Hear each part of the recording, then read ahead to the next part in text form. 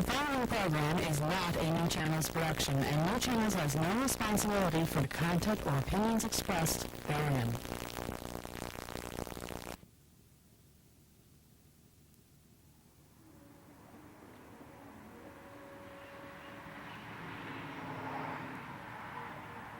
Let me say something now? Okay. I'm Gloria. I help out at the Volney dog kennel to try to get the animals adopted. If you're interested in any animal, call 593-6124 or 598-DOGS. If you have lost a dog, please call us as soon as you can so we can try to get them back to their owners. And the dogs would be more happy too if they got back home. If anybody's interested in adoption, please call us. We're willing to come most any time to try to get them adopted. Call 593-6124, 598-DOGS. We got a nice chow mix, I believe he is. He's probably about a 1-year-old male. He's got chocolate brown eyes. He's just a real beautiful dog. And if anybody has lost him, please call us immediately. He would be a real great dog with kids. He loves children. Where he was picked up, they had kids and they were bathing him, so he was really great with them. And he'd like to find a home. Wouldn't you, boy? Come here. Come here. Good boy, good, good. That's a good boy, see? You're good. He's very warm. I just hosed him down a little bit to get him cooled down because it's quite a hot day for little doggies, huh? Yeah, he's a good boy. Yes, he's good. Okay, this guy was found about the 9th. We're still trying to find who he belongs to. We got a lot of excitement. He's a good boy. I think he's lab. He might be a little bit of Akita. I'm not sure just what he is, but he'd be a good guard dog or just a friendly dog. He just wants some attention, like they all do. Don't you, boy? Yeah, he's a good boy. Yes, he's a good boy. But he's probably about 1 year old, maybe 1.5. And if somebody's missing this guy, please call, because he'd like to go home too, sure. Or if anybody's interested in adopting him, please call 593-6124 or 598-DOGS.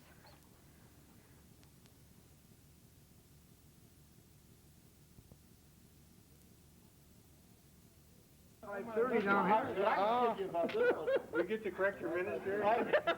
Correct Jerry's minutes. Yeah, that's right. They go out of order, don't they? Something like waiting for Godot, but I'm not sure why. So that's what I was just about, Jerry.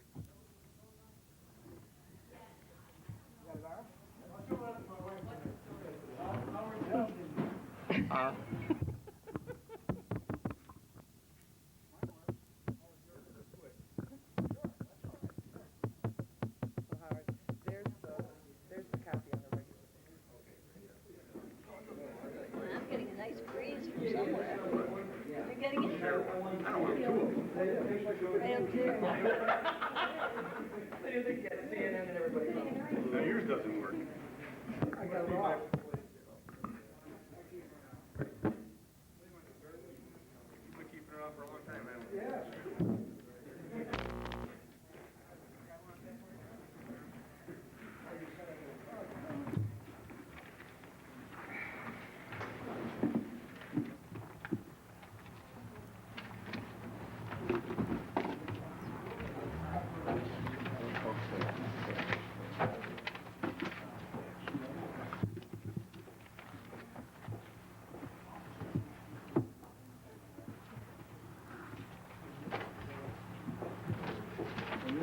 Who's saying the pledge tonight? I'll say them. Okay, Justice said the pledge. Are we all set? I'm going to be doing Marie's report. Marie is only not going to be here? couldn't make it. She didn't know better. Me. I got it. Yeah. Oh.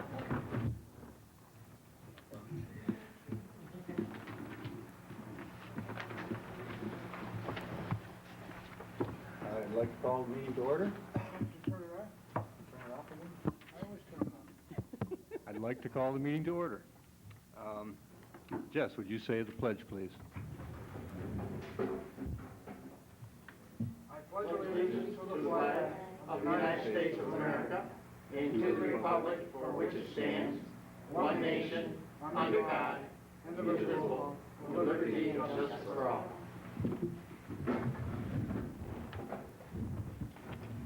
Okay, Barb, if you call the roll, please. Counselor Pierce? Here. Counselor Ridgway? Here. Counselor Smart? Here. Counselor Warner? Here. Supervisor Rose? Here. Okay, the first item on the agenda tonight is a public hearing to raise, actually not to raise, to institute fees for dog licenses. The state has mandatory fees that we have to charge, and the town needs to supplement that with a fee of our own to help cover expenses for dog control. And that's on the agenda tonight for public comment. So I'm going to open the floor at this time for any public comment on the issue. Donna? I just wondered how many we do issue in a year. Did anybody, How many licenses, dog licenses in a year? approximately, does anybody get that? There's about 40 a month. 40 a month? Yeah, approximately. So about 500 a year roughly. And we get 250, or the state collects 250, and we get 53% of that right now, and the state gets 47. Is that what you told me, Barb? So I don't know what that figures out to be, but you know, it's not nearly enough to cover the cost of dog control in town, though. Okay. Charlie? We have the new schedule. I know it was something that was said before, but I just don't recall what it is for, what we're raising it to. Oh, what we're raising it to? We're raising the fee $2.50, which will be the town's share of the license fee. Whether the dog is spayed or neutered or not, it'll be $2.50 on top of what the state already has mandated. Okay. Jerry? I just want to make a statement, even if we do raise it, we're still one of the cheapest towns for the license fee. Just almost $18 or so. Right. So, I mean, our rate is still way under a lot of towns. Mm-hmm. I just don't see it go up higher to cut down on them, because the dogs, I'd say that about 1/4 of the dogs in town of Volney are licensed. The rest of them aren't, so they need a census badge. Mm-hmm. Yes, you're absolutely right. Yeah, Scruple, I believe, just raised theirs to $17.50 and $12.50. Yeah, and ours are going to end up being, with this increase, $5 and $10. Yeah, 5 and 10. So we're considerably less than other communities. And yes, we do need to do a census too. We'll have to talk about that. $17.50, right, and $12.50 for spayed and neutered. Yeah. Anyone else? Okay. I'll move to close the public hearing. I'll second. Barbara, you poll the council? Counselor Pierce? Aye. Counselor Ridgway? Aye. Counselor Smart? Aye. Counselor Warner? Aye. Supervisor Rose? Aye. Okay, I'd like to call the regular meeting to order at 7:05. Let the record show, Barb, that the same officials are present. First item on the agenda, approval of the May 12, 1994 regular minutes, Resolution 94-130. I'll move it. Second. Any corrections or additions?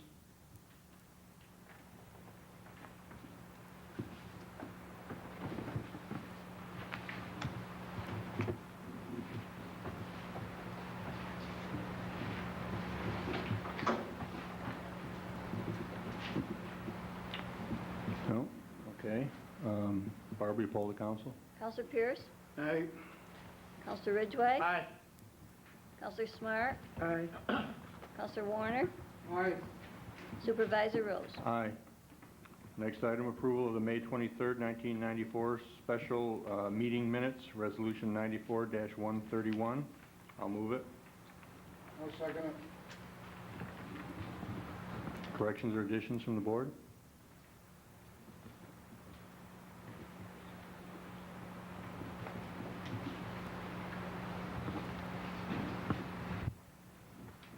Barb, poll the council. Counselor Pierce? Aye.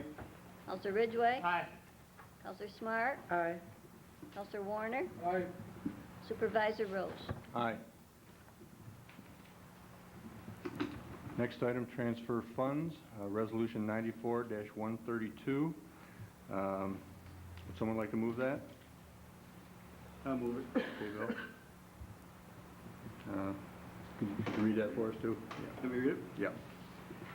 Move that the supervisors be authorized to make the following transfer. Transfer $14,389.59 from the contingency account number A1990.4 to the following account numbers in the amounts listed.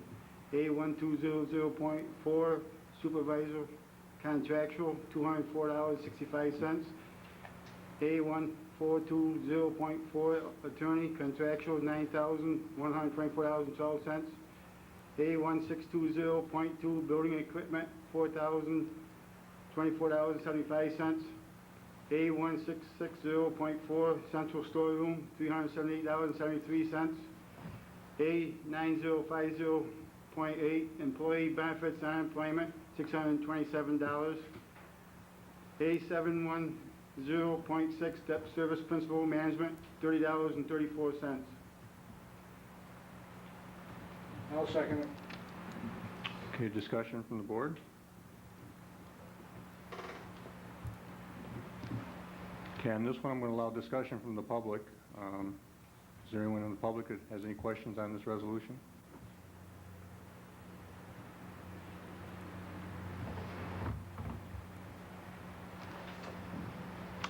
Okay, Barb, would you poll the council, please? Counselor Pierce? Aye. Counselor Ridgway? Aye. Counselor Smart? Aye. Counselor Warner? Aye. Supervisor Rose?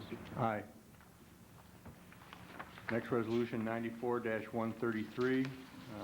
Move that vouchers numbers 117 through 139 in the amount of $11,873.36, Highway Fund, and vouchers number 231 through 260 in the amount of $22,846.49, General Fund, having been audited, be approved, and the supervisor be authorized to pay from said accounts.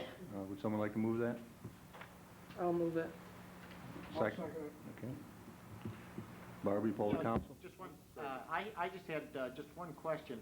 There were a few on general that I didn't sign, not because I was opposed to them, but because I had some questions and I forgot to bring them up Tuesday night. I also forgot to ask you if that was the reason that you didn't sign them, Jim, as I meant to do that.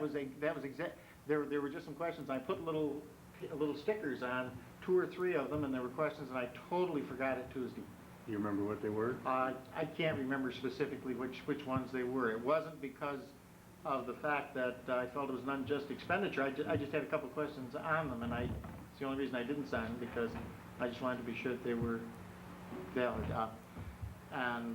It's my error, because I was going to bring it up, and I totally forgot it.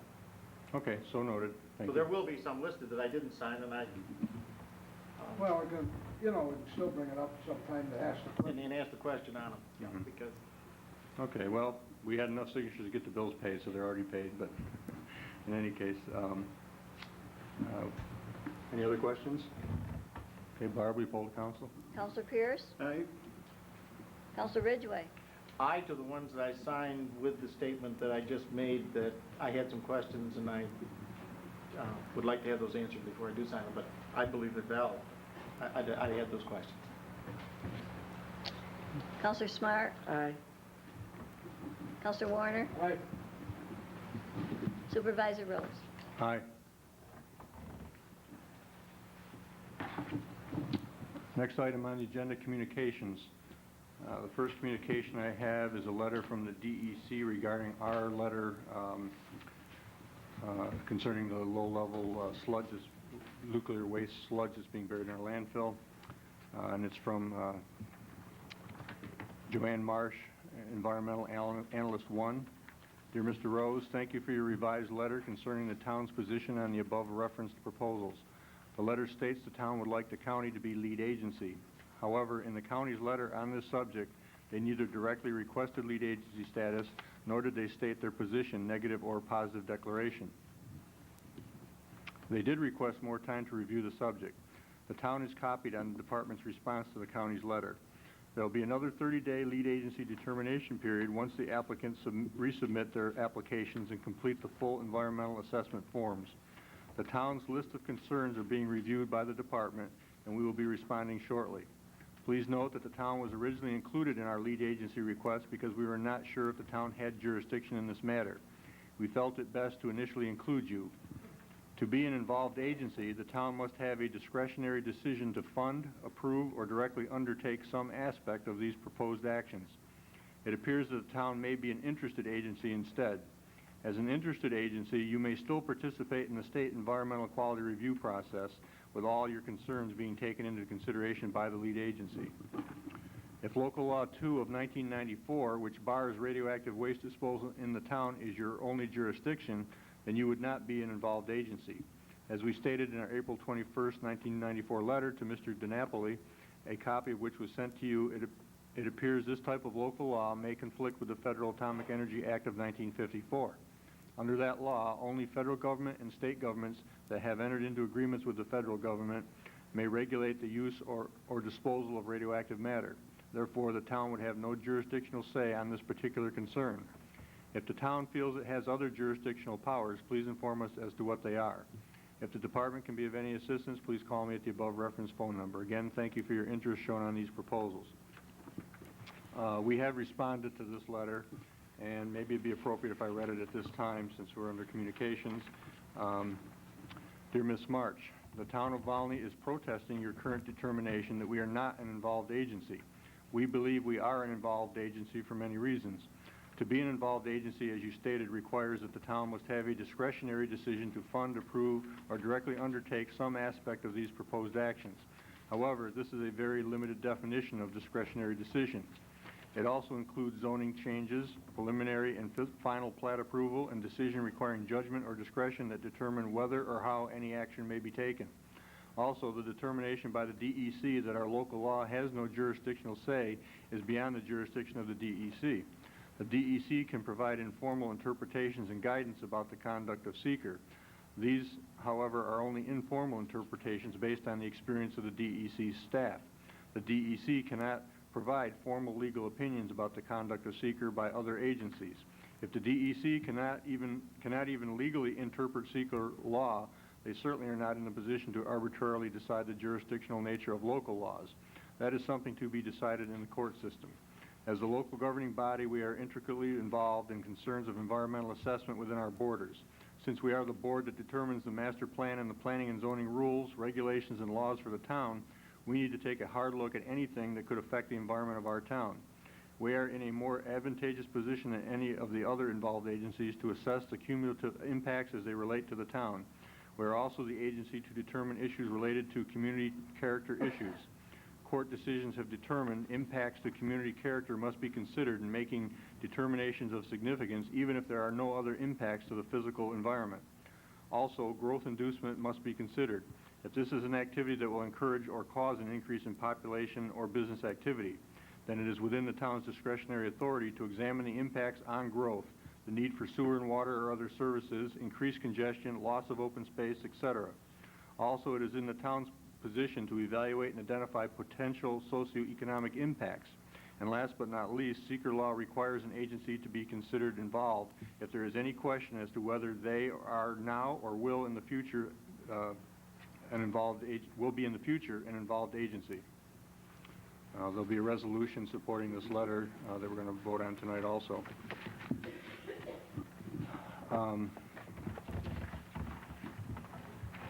We also have a letter from our Code Enforcement Officer, Bill Wade. Dear Howard, as you know, I agreed to do the job of Code Enforcement Officer until the time it was felt Cindy Tolbert would be trained enough for that position. At this time, I feel she is very qualified to handle the position, and I'm asking you and the town board to approve a switch where Cindy will be the CEO and I will act in the position of Assistant CEO. I would recommend that this change be put into effect as of July 1st, 1994. Thank you for your attention to this matter. I'll explain this a little bit. The board wasn't aware that Bill was offering his services until Cindy was available to do it after her training. He made it clear to me, but he didn't really make it clear to the board. I don't see that as a problem, but what Bill had done, I asked him to come on board and help us with code enforcement because I knew he was very involved and very dedicated and very knowledgeable of the subject and had all the schooling. He's a state instructor and so on. And he's served us well this first 6 months of the year. But now Cindy has gotten all her schooling in. She's put an awful lot of time in, and she's ready to go and assume the role of code enforcement officer, and Bill is willing to step down and take the assistant position for that. So that's what this is all about. Cindy, do you have something you want to add? I have one class left to take, Howard. That is the legal course. I've done all the construction classes. Mm-hmm. So there is a misconception there, and I saw in your resolution that you have that. Oh, okay. I still have one class, the class on the legalities of code enforcement to take. All the construction classes I've finished. Okay. I just wanted to clarify that. Okay, that doesn't preclude you from the position because you still have so many months to get to schooling, and you've reached that far in advance of the allowed time. Right, yeah, that's correct. The state gives you 18 months if you're a full-time employee, which I really haven't been. You've been full-time, but you're part-time pay-wise. Okay. Other correspondence I have a letter from Mark Lichtenstein, Oswego County Department of Public Works, and he's asking to have a meeting with the town board concerning the situation at the landfill. And I'm not going to read the letter in its entirety, but what I'll do is tonight when we schedule our next meeting, actually I can do that right now. I don't think the board has any objections to having Mark here at our next meeting, maybe, and some county officials. I'd rather it was when the public could talk to him, too. Mm-hmm. Okay. All right, so I will send a letter to him inviting him to our next town board meeting, which is July 14th.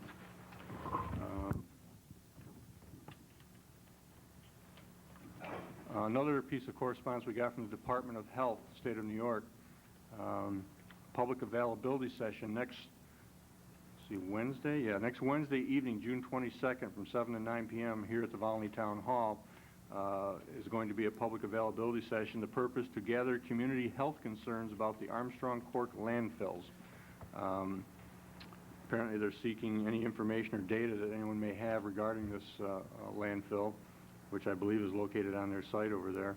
I don't know a whole lot about it myself, but if anyone's interested in supplying them with some information about it, if they have any, it'll be next Wednesday night.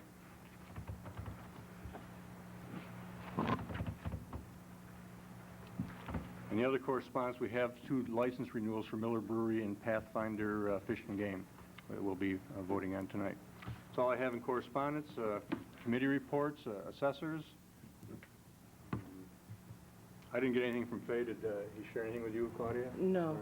They just have been involved with all of the grievances. That's taken up most of their time this month.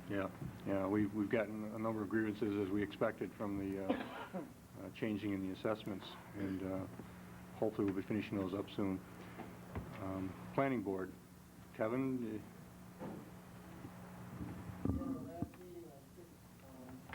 On June 7th, we held that meeting a week early because of some of the matters we wanted to deal with. At that meeting, Ed Marks spoke, and he spoke regarding county studies and recommendations to maintain the quality of the riverfronts and waterfronts throughout Oswego County.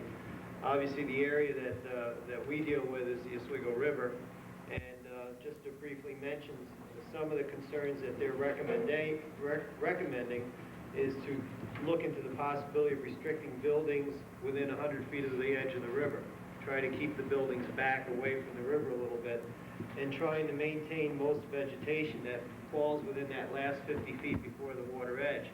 Of course, if somebody owns waterfront property, they're going to want to have some type of ability to access the water, and that's important, but he was talking about working with developers and things like that in such a way that at least some of the natural vegetation along the waterfront itself can be maintained. Obviously, the purpose behind that is to maintain the water quality. Septic runoff and things like that, I guess, is becoming an increasing concern with county and health officials. And then I guess they're also beginning to recognize the true value of the river and the importance it means to Oswego County. He also spoke regarding the Fulton Wellhead area, which is the Great Bear Springs and Wells, of which part of that wellhead does fall in the town of Volney.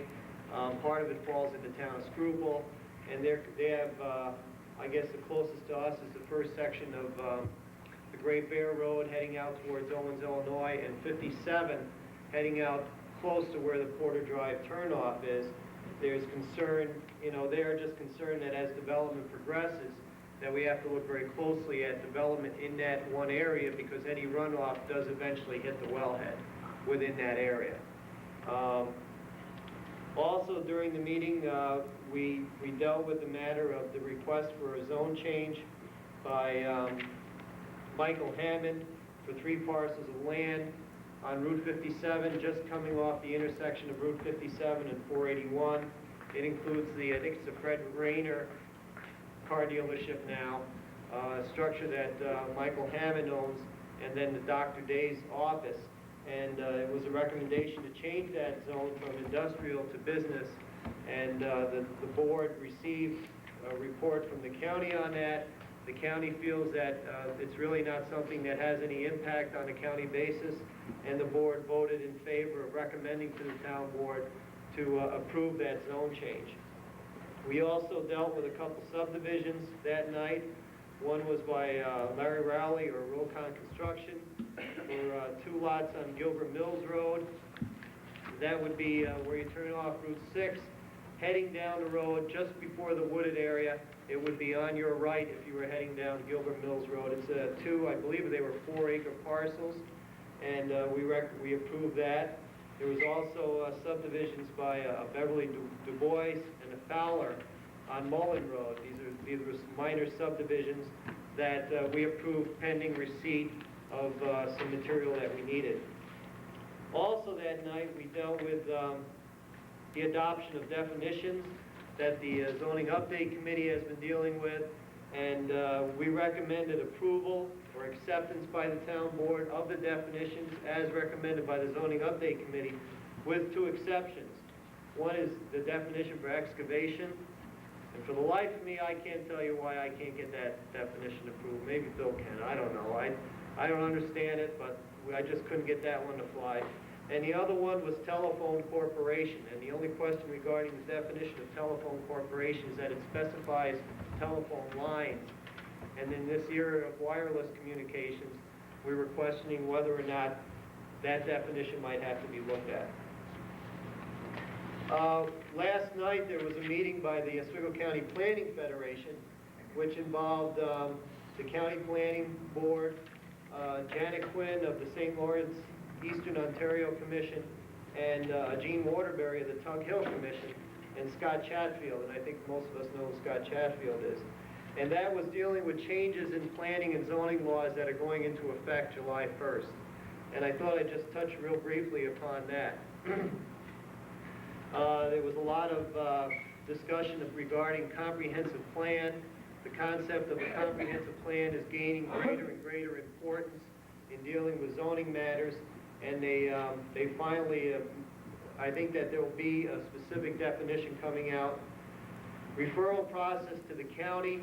Right now, as you folks know, any construction or zone change or matter that involves a change in use of property that occurs either on a county or state highway or within 500 feet of a county or state highway or municipal building needs to go before the county for a referral. In a lot of cases that it's worthwhile, and in other cases it basically sets the process back another 30 days. The laws that will go into effect July 1st will allow for a mutual agreement between the county and a municipality to possibly say, well, small things, we're not really interested in those types of things. So there could be some cutting back of the number of items that need to be referred to the county. And I think the County Planning Board is already working on a list of items that, with, let's say, our approval, could be deleted from that list. It's interesting that you mentioned the code enforcement officer tonight, because I'd just like to take a moment and say, in my opinion, and in the opinion of a lot of people, the code enforcement officer or building inspector is probably one of the most important people in a municipality, because that is probably the person that most residents get to see. You know, some of us get to see you folks, and some other people, when they got something to complain about, go to talk to you folks. But the one person that most residents in the town see at one time or another is the building inspector and code enforcement officer. And one of the areas that the state has dealt with the changes in the laws taking place July 1st, is the requirement for training and education. And the town of Volney has been ahead of a lot of townships in requiring training and education in their appointed positions, which you've done for a couple of years now. There's a lot of training involved in the building inspector position and the code enforcement officer position. And in essence, they are two positions, because there's a zoning inspector where they look at zoning matters, and a building inspector where they have to deal with the nuts and bolts. And I guess one of the things to look at, if we can, is over time to try to maintain continuity in the position. Because they're saying the amount of training involved and what you have to go through to become good at it. You know, I've been in this position for close to 5 years. The first 2, 3, 4 years, you're always just learning and learning. There's so much training involved that, well, maybe over time, if we can have a good code enforcement officer and maintain some continuity in that position, it would be beneficial to the town as a whole. Finally, the last thing I wanted to mention tonight is, and this is good, July 1st, as I understand it, the law will go into effect that requires lawyers handling subdivisions, which is the cutting up of property, to submit, to check out one way or another, either through a county clerk or through the township, to see if there are subdivision regulations in effect. And the purpose of that is to try to bring an end to this deal where people divide up their land, they sell their parcels, we don't find out about it until somebody wants to get a building permit, and then they come in, they find out they can't get a building permit because they didn't receive subdivision approval. So I think that was a resolution proposed by Scott Chatfield that did get it accepted, but like I said, it requires a lawyer to file. When he files a deed, he must go through a process to ensure the lot is not subject to subdivision approval. So that could help us out a lot, because probably 30% of the matters that come before us is after the fact subdivisions. So if that helps that process along, that'd be great. Also, and that information will be coming out soon, there's a lot of changes being made to the seeker law to try to make it more user-friendly or more usable or more understandable to the layman. We'll see how it comes out. It would take an awful long time to explain it tonight. Our next meeting at this point is scheduled for July 12th. Again, we're going to be moving it up a week. And the reason for that is that we have before us an application for a mine permit. And I believe that's on Mud Lake Road. And let's see.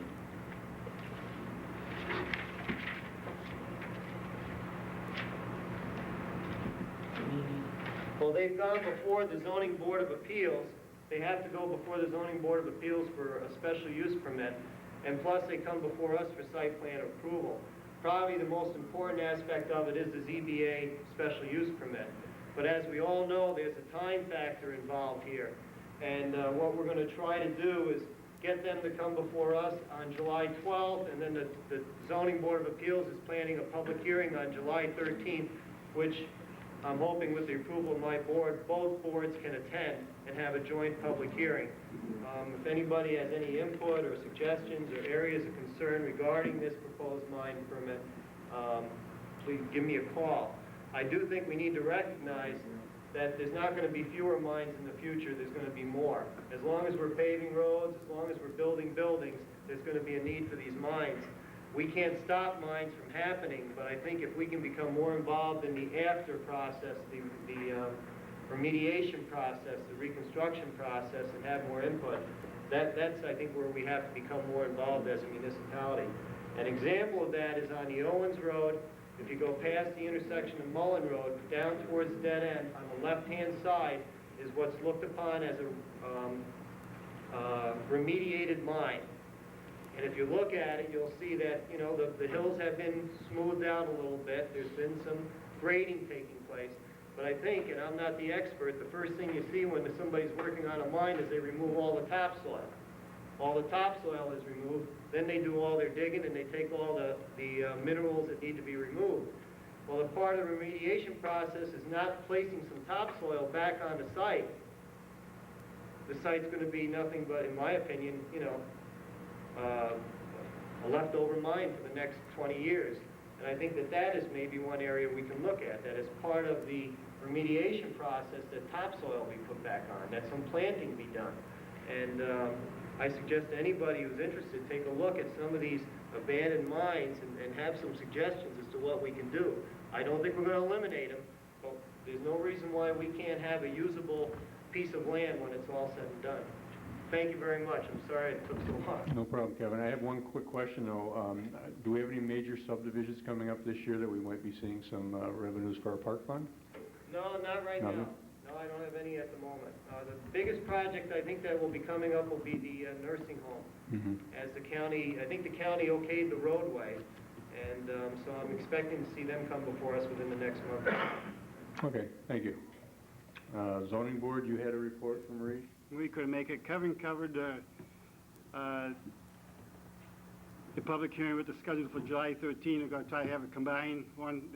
The mine will be at the Mud Lake and Pierce Road out in North Volney. The meeting was a regular meeting, and all they did was review with the applicant the gravel procedure, the mining procedure, and schedule a public hearing for 13th at 7 p.m. That's it. Thank you, Bill. Code Enforcement, Cindy. Code enforcement report for May. I've given Barb a copy. We did 1 fire safety inspection, 56 construction inspections, 4 complaint follow-ups. We issued 1 certificate of occupancy. A conditional certificate of occupancy was issued for the Kmart. They've got the building basically ready. They haven't got all their fixtures inside. Kmart itself, the construction is done. Kmart has to come in and bring in all their fixtures, and the final CO won't be issued until that's all completed adequately. We issued 10 building permits, and 1 for paving, that was over at the Kmart Plaza, 2 for garages, 2 for decks, 2 additions, 1 mobile home, and 2 homes. And the total was brought in was $1,182.32. I'd just like to make a comment. I've had several complaints from people about junk vehicles, and I'd like to remind people in the town of Volney that only 1 unlicensed vehicle is allowed on your property, and I'd really appreciate it if people would clean up the junk cars and take care of them. It's not fun for the code enforcement officer to have to be sending out letters and asking people to do those things. If we get complaints, we will be asking people to clean them up. So, other than that, I can't think of anything else. Okay, you mentioned a permit for paving, Cindy. Is that because it's a big commercial parking lot, or does everyone have to get a permit when they pave their driveway? No, I believe that the paving permit was already negotiated when the site plan was approved for Kmart. All the permit fees for the Kmart Plaza were negotiated at the time that it was approved, and I believe that was just part of it. Normally, we don't have any paving permits, and you do need to talk to Mr. Kerfine about a highway permit to put in the proper drainage at the road, but an actual permit for paving is not required. Okay, thank you. Dog control, Jerry? Between the last meeting and this meeting, there have been 12 dogs picked up. 3 dogs were redeemed by the owner. 1 dog was put down, was hit by a car, and broke its spine. 6 dogs are adopted out. There's 2 dogs left in the kennel now. And we had our rabies clinic here for town of Volney. I took 3 dogs over for the rabies shots. We adopted 2 of them out at the clinic. Bob and Carol had a license over there for the dogs, and I believe they handed out over 30 dog licenses at the clinic, which was very good. We had over 75 calls this month. Me and the people on the adoption committees had 2 shots so far for the rabies thing. Albany Health Department pulled a surprise inspection on us on May 27th. I was very impressed with the kennel, how clean it was. They said the paperwork is in good shape and everything's okay there. Great, great. We do appreciate these written reports, Jerry, too. not anything we require, but I'm glad you're doing it, and maybe we'll make it a requirement in the future, because it's nice to have. Pardon me? That's the last one? Okay. Highway, Barb, did you have a report for Bob? 17 days maintenance, 2 days repairing signs, 3 days mowing roadsides, 18 days road repair and sweeping intersections, 2 days driveways. His expenditures, repairs and maintenance, $11,873.36. The wages, $24,537.55. The total expenditures, $36,410.91. And that's submitted by Bob Kirkby. Thank you, Barb. Recreation, we have with us our new Recreation Director, Susan Royk, and I'll introduce her at this time. Susan, could you stand up, please? And Susan's going to give us a report on recreation, what she has planned for the summer. Okay. First of all, towards the end of this month, next Thursday is the Volney Parade. We plan on submitting a float for the kids to participate in, to decorate. We have a hay wagon all set up. We're looking for a truck to pull it. So we plan on putting that into the parade next week. Also at the end of June, we have Thunder Island on the 28th. That's a Tuesday. It's from 10 to 1. Transportation is provided from the town hall, and the cost, each child must come up with $4. Okay. For July 5th, we have Playground Pop. That's sponsored through the County Youth Bureau with Traveling Arts in the Park, and that's Tuesday evening from 7 to 8, and that's free of charge. Wednesday, July 13th, from 10:30 to 3, we're going to tour Fort Ontario. We're going to have the kids bring a bag lunch, and then after that, we're going to use the fort pool for a couple hours, go swimming. And transportation is also provided for that. Thursday, July 21st, we're going to have a tie-dye activity here at the town hall where the kids can bring a t-shirt, old or new, and tie-dye it. And we'll do some games and stuff in between. We're waiting for the dye and for them to dry. Okay. For August, Sunday, August 14th, we're going to see a Chiefs game. They're going to play Charlotte at 6 p.m. And the bus will leave here about 4:45. On Saturday, August 27th, Fulton Raceway has also invited us back, free admission with a membership card. And lastly, in September, on the 15th, I have the Show of Love Part 2 with Joe Trianfaro. He was here a couple years ago with the Show of Love Part 1. And what that is it's a show that deals with getting along with others and self-esteem. And he's going to do that at the elementary school at 1:15 and 2:30. So there'll be 2 shows, and we'll cover all the grades. That's it so far. Great, thank you. Just so everyone knows, that Thunder Island trip, I think it's, what, $8 is the normal admission fee, right? And 7? Okay, so the towns are paying $3 of it, and so you can get a discount rate for the kids. Unfortunately, we don't have unlimited funds, so some things we have to supplement. And the Fulton Raceway, that's terrific that they've been doing this. I think this is the 3rd year in a row they've allowed the town to participate on a Volney evening for the Volney residents and the kids, and we really do appreciate that. One question, Howard. Regarding the Thunder Island trip, have we made provisions for any child in this community who is not able to fund the $4 to attend? And the reason I ask that is because I believe that if we are expending county funds, we cannot turn away any child who comes to that type of an activity, because it is a funded activity, and state and county monies are also involved. So have we made a provision for that? I don't think we have to, Jim. I checked with that before, because I asked about that, because when I was doing the program, I was concerned about the same thing, and we're allowed to do it that way. And unfortunately, I mean, what provision could we make other than just have the money available? And if we do it for one, we really got to do it for all. Well, in fact, when I was doing it, I was under the impression always that you could not exclude a child because they could not afford it. And that's what we're doing. There's a lot of things that happen, though, that they exclude children for they can't afford it, Oh, unfortunately. I understand that, and that's what the purpose of this type of recreation program is, so that those children are not excluded. Well, they're not excluded from the other programs. If they can't afford to go to this particular one, there's not much we can do. I mean, we're trying to be fair as we can, but we just don't have the funds to go around. You know. But I have looked into it, and we can do it. May not like it, but that's the way it is, and we'll have to do it that way. Any other committee reports?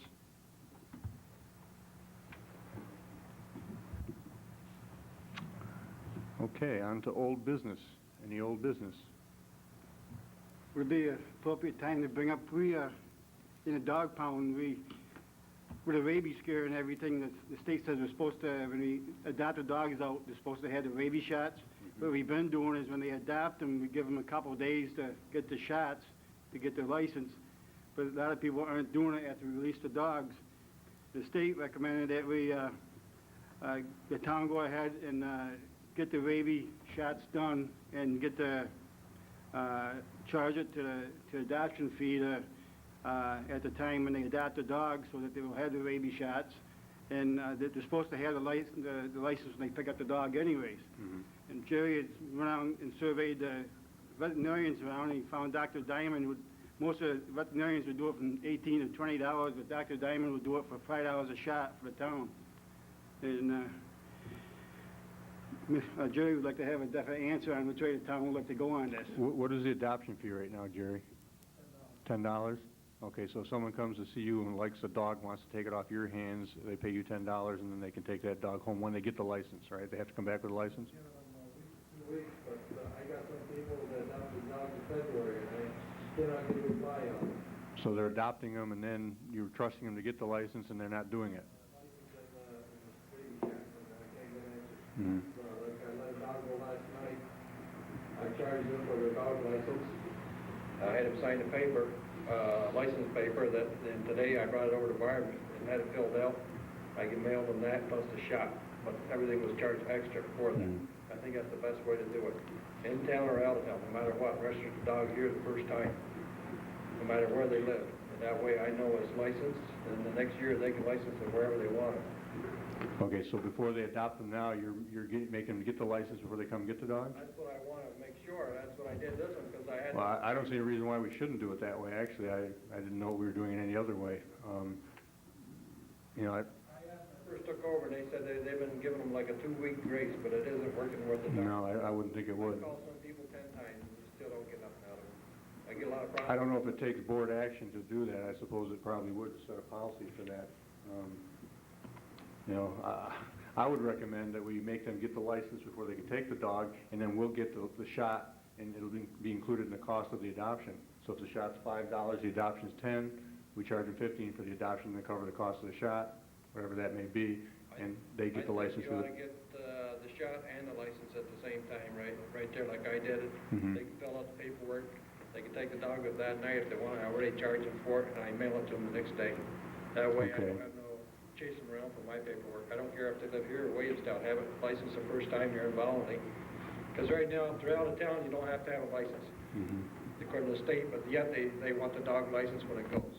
Because every town, they want a license there, so I think we should license them all the first time in town of Volney, the ones we release, and then takes care of it. The next year when they relicense, they go to their own town. Does anyone on the board Howard, have any problem with that? I don't think we even have to have board action. I think that it's just been policy that it can be done, and what Jerry's saying certainly makes sense to me, and I would think that we could just do it. I don't even think you need a motion on it to do something like that. Probably the only thing that might have to have board policy is the rabies shot. The rabies shot might need that, yeah. Money.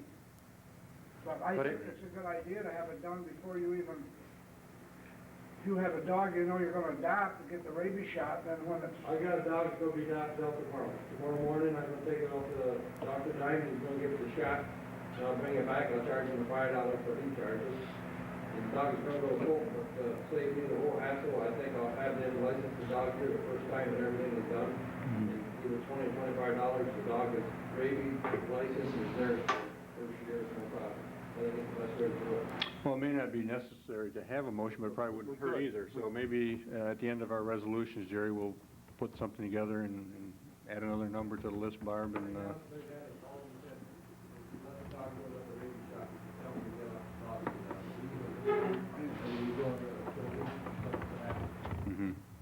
thing I think we need board action on, and is Would be give for them permission to spend the money Right. for the rabies shot. Right, right. because we're being reimbursed, but we are expending it up front. Yeah.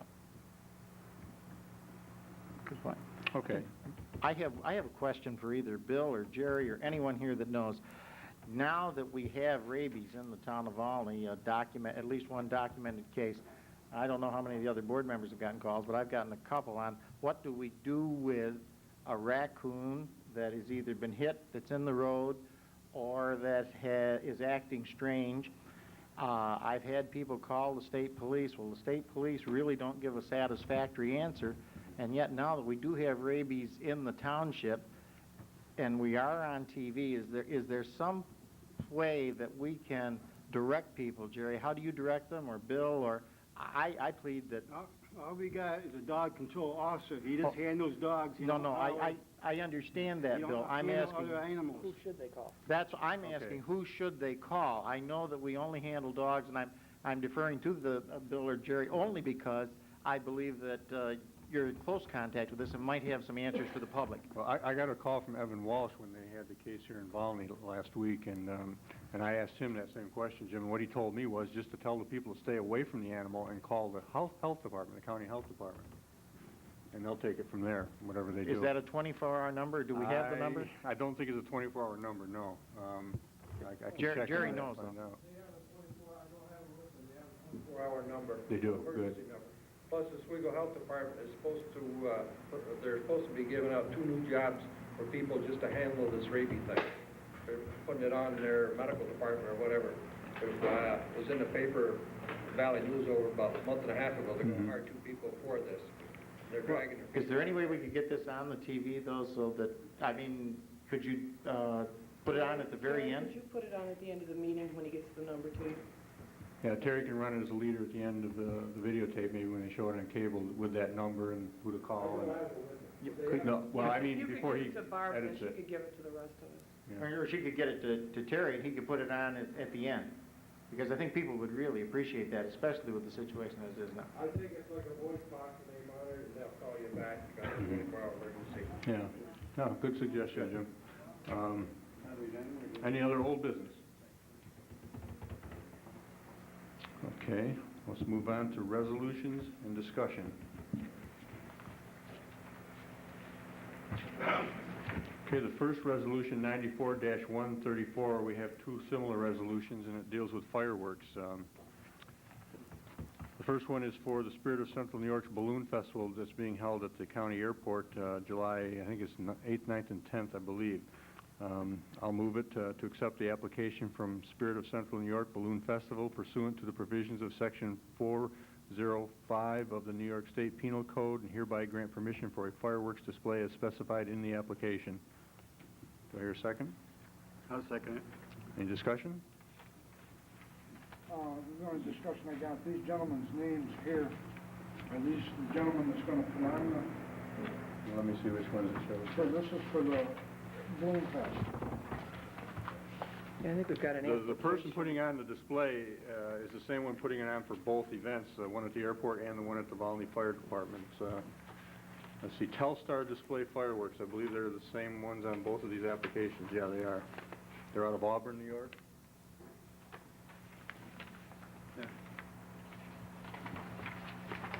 And these are the gentlemen that's got the experience. 24 They're state certified, the whole works. They got their own insurance. Well, they're kind of vague on their description, aren't they? And which one is that? Both of them. Says average height, light hair, Caucasian. You know? Wait a minute, I'm looking. Which one are you on? The ones for... Right there, At their person, the person. the Balloon Fest, both of them. That can describe a lot of people.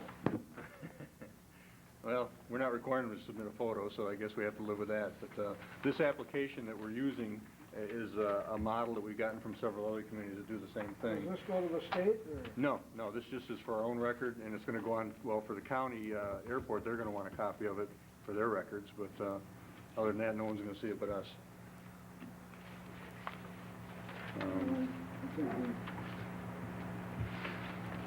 We weren't even aware we had to permit this type of activity until just the end of last week, when the county requested a permit. And when they called me about it, I said, well, I don't know of any permit process that we've ever dealt with for this type of thing. And then they read to me from the penal code, and we checked around and found out that you can do it. You can have a permit, and so you don't need a local law for the permit unless you're going to change the state laws on fireworks. And so that's what this penal code 405 is. So our permit is just going to address that. Now, the fire chief has to sign this? No.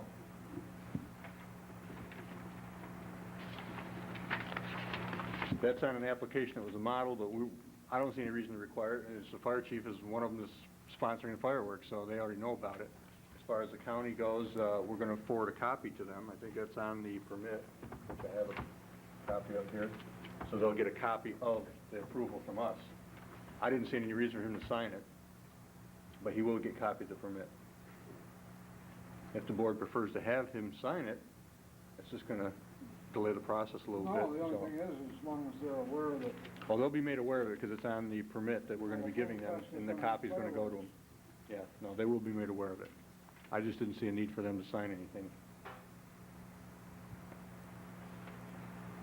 Since they contract to us, we're the ones, the authority that's giving the permit anyway. Any other questions? Any discussion from the public? Questions, comments? Donna? Yeah. July 9th and 10th.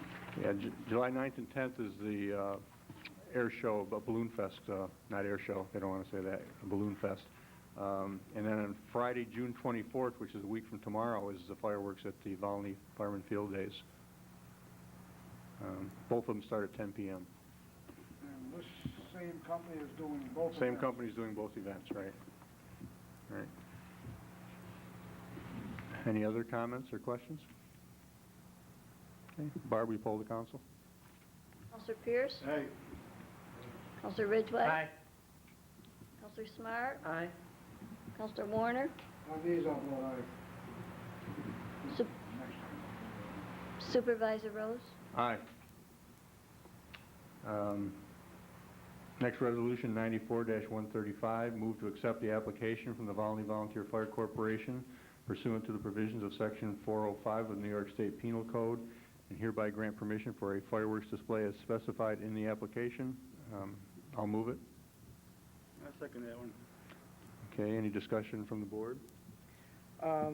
In reference to Jess's concerns, when Barb and Lisa were calling around to get information about what other communities do, I guess the city of Oswego has a more involved permit process. Maybe we ought to get a copy of it. They volunteered to give us one, and then we can look and see if it's something we do want to look into a little bit more at zoning update. Okay, I do have a copy of theirs. I got a copy of it. I don't know who got it. I guess Lisa might have gotten it or Barb. So we can review that if you want and revise it for the next time around. Any other questions? Any questions or comment from the public? Okay. Barb, we poll the council. Counselor Pierce? Aye. Counselor Ridgway? Aye. Counselor Smart? Aye. Counselor Warner? Aye. Supervisor Rose? Aye. Resolution 94-136, move to accept the resignation of William C. Wade from the position of Code Enforcement Officer effective June 30th, 1994. I'll move it. I'll second it. Discussion on the board? Pierce. Yeah, you second it, yeah. Any discussion? No? Any discussion from the public? Yeah. Okay, Barbie, poll the council. Counselor Pierce? Aye. Counselor Ridgway? Aye. Counselor Smart? Aye. Counselor Warner? Aye. Supervisor Rose? Aye. Next resolution, 94-137, having successfully completed all the schooling requirements by New York State for the position of Code Enforcement Officer, with the exception of the legal course, is that it? I'm going to add that because Cindy informed us tonight that she hasn't had that one yet. With the exception of the legal course. Move to appoint Cindy Talbert as Code Enforcement Officer for the remainder of the year 1994, effective July 1, 1994. I'll move it. I'll second Hart, I have a question, concern, or problem. Now, I guess that you addressed this issue when you mentioned that Bill was resigning and wanted to be reappointed, but I don't think any of the rest of us, at least I on the board, did not know that this was the deal that you had basically cut with Bill, that we were going to train Cindy and then they were going to switch positions. There was another person in this township who's a resident of this township that I believe was equally qualified as Bill Wade was, and I think we went through quite an extensive discussion at that time. Now all of a sudden I find that now that Cindy has all of the credentials necessary for appointment, now this bargain or deal or whatever that was made without the knowledge of the rest of the board comes to light. I guess I have a real concern about this one because I don't think any of the rest of us knew it. Well, it was no deal, Jim. It was just discussion between him and I on one-on-one level. It wasn't a deal at all. Okay, what you call it and what I call it, I guess, are two different things, because at the time, we assumed that we were appointing a code enforcement officer for the year, and I think the rest of the board members felt that, and in good faith, decided that the majority of the board decided that Bill Wade was the most able candidate, whatever you want to say, at that particular time. Now, but now we've switched horses, and it bothers me. Well, he probably is still the most able because he's had the experience and he's had the schooling, and he, by far, is the most capable at this point of the game. But Cindy is now at the stage where she is got more schooling than the former code enforcement officer, Ed Kewen, because he hasn't had a course since 1987, as I told everyone before, but was ignored. He didn't keep up his schooling. Now Cindy has all the up-to-date schooling. She's also an engineer by degree, and she's ready to move into position. I understand that, but I don't think that's the issue. Well, what's the problem? I don't understand what the problem is. The issue is that we had a person in this township who was as qualified, I believe, as Bill Wade was, yet it seemed as though the appointment was kept from this person until Cindy became eligible to accept the appointment. It would have been kept from that person regardless, Jim, as far as I'm concerned. Well, it wouldn't have, according to from some of the rest of us. We didn't know about this. Oh, I don't think that Ed would have been appointed otherwise. I'm not talking about Ed Kewen. Well, whoever you're referring to, it doesn't really matter. I don't think it's really relevant to this. I mean, I'm not talking about Ed. Bill's at the stage where he feels that people want someone to reside in the town, for one, which was an issue at the beginning of the year because a lot of people didn't want him to be code enforcement officer because he didn't reside in the town, which is not a problem really because a lot of towns do it anyway, and we've done it ourselves in the past, including yourself. So right now the issue is that Cindy is qualified. She lives in the town. She wants to assume the position. Bill's willing to give it to her. They want to make the switch. They're comfortable with it, and I don't see any reason why the board shouldn't be comfortable with it if they are. We're not losing anything. That's for sure. They're still both in the capacity. Just one's chief or code enforcement officer, the other's assistant. That's the only difference.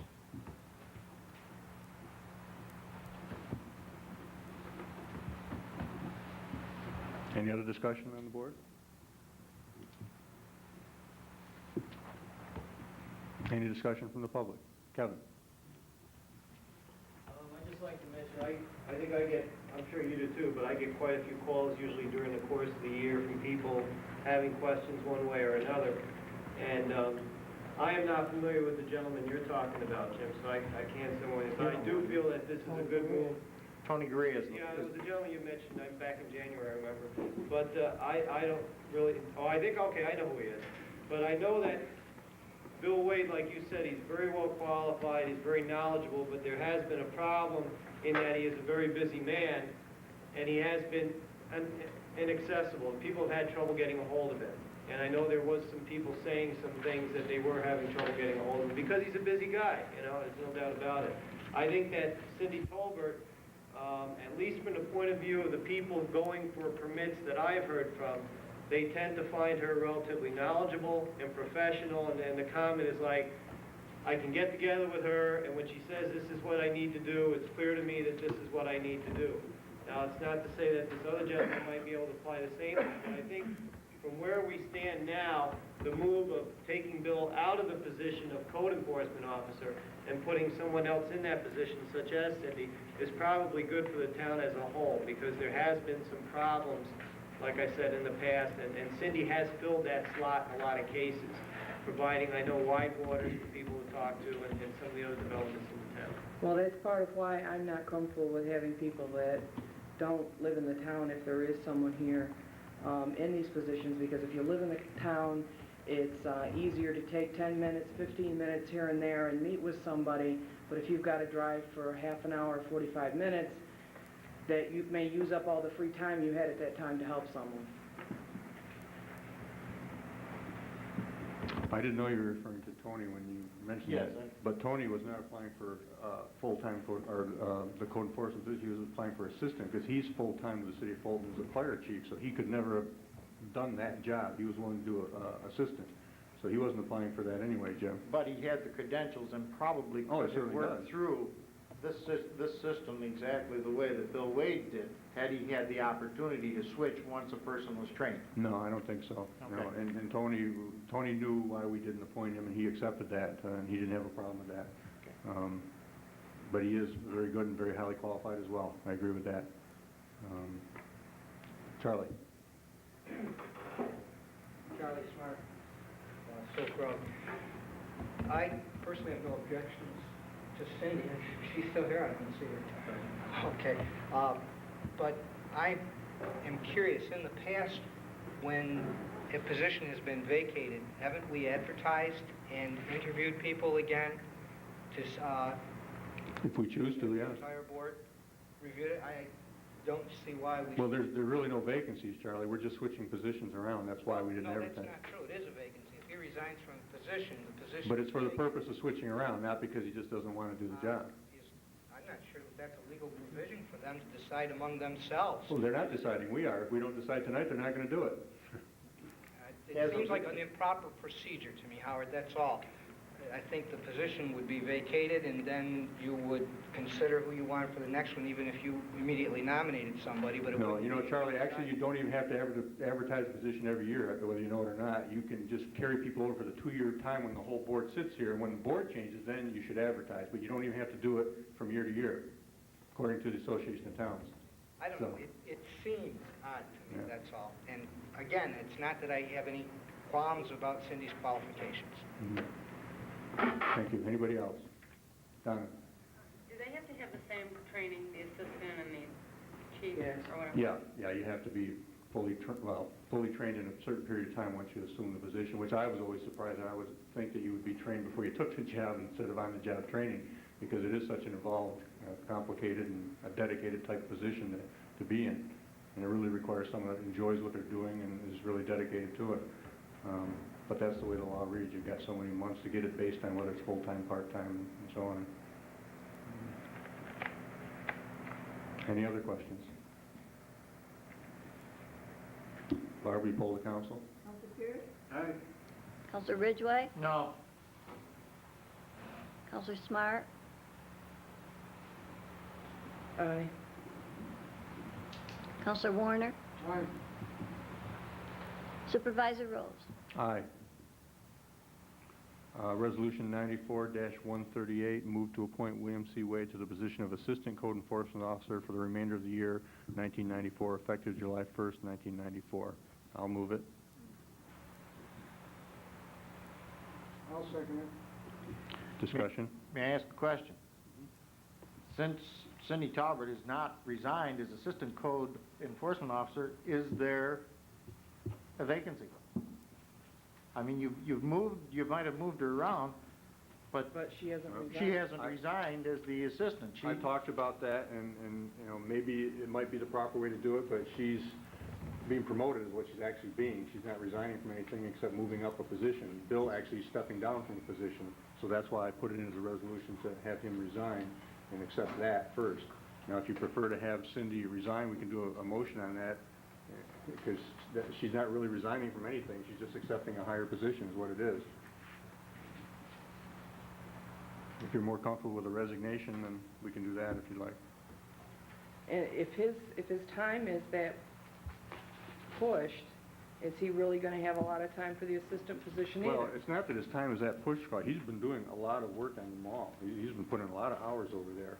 And, you know, once again, it is a part-time position. We can't expect anyone to be here 5 days a week, you know. Well, I've heard the same type of comments that Kevin has, that people have had a lot of trouble connecting with him. Well, I don't know, I haven't heard that myself, but, you know, if it's true, I think it depends on what they're trying to do. I had one guy come in here one day, wanted a building permit when Barb was there, and she said he's not here right now, and he said, well, what do you mean he's not here right now? I gotta have a building permit. Well, building permits aren't given on demand. You have to submit an application, they have to be reviewed, and so on. So, you know, no one should expect to come in. Because there were some qualified people that applied for this assistant position. I mean, there was Tony Guria, there was Richard Blake, who'd had the position before. Okay. And he is definitely qualified. He's, at this point, I think he is just going to be taking the test to be an architect. He's, whatever they call it, it's the equivalent of a bar exam, only it's for architects. But, I mean, he's a totally qualified person, and he had applied for assistant also, and he lives in the area. Mm-hmm. Well, the reason I wanted Bill in to begin with, as everyone knows, is because he was so highly qualified. We needed someone to lead this code enforcement in this town. I just felt that it wasn't being done properly, and he has done a very good job, I think, of it. Shaped it up quite nicely, and you know, this isn't a time to switch. I mean, we'd have to fire the guy to get rid of him. I mean, he's not asking to be let go. Oh, just a minute. He has resigned. He is done. He accepts the position of assistant. Oh, no. That's not what his resignation. You read the way that this resolution that I voted on says he resigned as code enforcement officer. That's what the resolution said, and that's what I voted on. He's done until there is another motion. If this motion does not pass, he is no longer employed by the town. No, Jim. Yes, Howard. I mean, if you're looking to get rid of the guy, that's fine, Jim, but no, I don't know I'm if the looking majority's to do it according to what I just read in your I'm telling you what the intent of that letter is, Jim. If you want to twist it around, fine, but that's not the intent of the letter. I'm telling you what the resolution. The positions around. Okay, I know you're not happy with him. That's fine if that's how you feel, but that is not what the intent of that letter was. But it's the intent of the vote that we took. Fine, then vote the other way. That's all you can do, Jim. Any other discussion on the issue? Any discussion from the public? Kevin? I think one thing you said, Bill, Howard, is correct in that I think that the two of them together have brought some professionalism to the position. I think that has been good. And possibly, no matter what is done tonight, maybe there should be some set time posted at the town hall that the code enforcement officer is going to be there, whether it be a Saturday from 10 to 12 or on Tuesday evenings from 6 to 8. But I think that one way to help this out would be to establish so that when they go see Barb, which a lot of them do, they'll walk down to town hall or drive down, they see Barb, I want to see the code enforcement officer. Well, all you can do is give them a phone number. If there is some posted hours, sometime during the week, Saturday or one evening or something where no matter what's going on, I will be here then. That might help a lot no matter what decision you make tonight. Yeah, that seems to be the problem. Well, that happened before with another code enforcement officer. They wanted hours posted, and what he told the person at the time that insisted on that was, yeah, I can sit here for 3 or 4 hours one day a week and no one will show up, and then I got to come back in when people need me. It doesn't make sense. At the time, we bought him a beeper so he could be reached wherever he was so that he knows someone needs him, and if he could get there, he would get there. I don't know. I don't know if I totally agree with the hour thing because we can't afford to have someone sit here full-time or even part-time. We had someone here 20 hours a week just sitting here waiting for people to come in. It doesn't make sense. You know? Saturday or 6 to 8 one day out of the week. Just There's some two towns that hour have like a Wednesday night or something that they have from 6 to 9 that different officials are always available at that time, like a building inspector that's hard to find. 8, 10 hours to wait, but if they just say, hey, look, I'll be there those 2 hours, anybody wants to see me, come see me then, and there's usually enough paperwork to do to keep you occupied. But no, I'm not talking 5, 6, 7 hours, I'm just saying, you know, just some Well, time. we could talk about that with her. That's not a It problem. might help. Randy? Graham gets that way. When you go over a building permit, they're open one day a week, Monday. You want it to be there. That's If you're right. not there, you don't get it. That's right, yeah. That's it. Grammy's code enforcement officer is also the city of Fulton's, and he's at the city of Fulton 5 days a week working full-time there, so that's what they're dealing with in another community. They got 2 At least, hours. You know, Cindy's in here at least, I don't know, at least 4 or 5 days a week, usually a couple, 3 hours each time. Plus, she's out doing inspections. And she's been part-time assistant at a salary of $2,400 a year. You know, if we want to be serious about code enforcement officer, we better get serious about the pay. And then we can get people that'll be here all the time or be accessible. You Well, can't... I don't think it has to be all the time, Howard, but if there's a set time, it doesn't matter if it's morning, afternoon, or evening, but if there is a time period of at least 2 hours that every week you know that without a lot of pre-planning, you can just show up and find that person, I think it would be a benefit to the residents. I'm sure she wouldn't have any problem with that. I'll ask her. I mean, Are we talking just code enforcement, or are we talking building permits also? Because building permits get picked up at the town clerk's office, they gotta be filled out and filed back to the building inspector so they can be reviewed. They're not handed out that day so you can start building. Because there may something come to have to go in front of the planning or zoning board. You pick up an application, you gotta take it and fill it out. Mm-hmm. Oh, yeah. All right. Charlie? I just wanted to agree with Jess that if it was acceptable to the building officer, I don't know if it's something that can be required, but if it was acceptable. It can be. If that were done, I don't see why that wouldn't help those same people, because they have to see the building inspector, and I think it would help the building inspector, who is the code enforcement officer, because they don't have to make time in their schedule at another time for that person either. I think it would probably be a time saver for both individuals. I mean, if you set it up, Mondays or Tuesdays or whatever day, the building inspector, code enforcement officer is gonna be here, and that's when questions will be answered, and if it's gonna be 2 hours or 3 hours, then if somebody comes in on Thursday or Friday and wants to pick up a building permit or ask a question, and they're here, you know. Then they were just lucky, it was fine. Yeah, I'm sure she wouldn't have a problem at least one day a week being here to set times that people could come in. I'm sure she would be receptive to that. Any other discussion? Barb, we poll the council. Counselor Pierce? Aye. Counselor Ridgway? No. Counselor Smart? No. Counselor Warner? Aye. Supervisor Rose? Aye. Resolution 94-139, move to place a notice in the official newspaper and conduct a public hearing for local law number 4 for the year 1994, regulating the assembly of persons within the town of Volney. Said public hearing to be held at 7 p.m. on July 14th, 1994 at the Volney Town Hall. I'll move it. I'll second it. Did you want to explain that a little bit, Claudia? Okay. Basically, these types of public assembly laws got started because of Woodstock. It was something that just happened, and there were a lot of provisions that were not made for traffic control, health and safety, water, sanitation, and this type of regulation makes it so that way if there is going to be a large group gathering, we're talking gatherings of over 3,000 people. We're not talking somebody having a party at their house.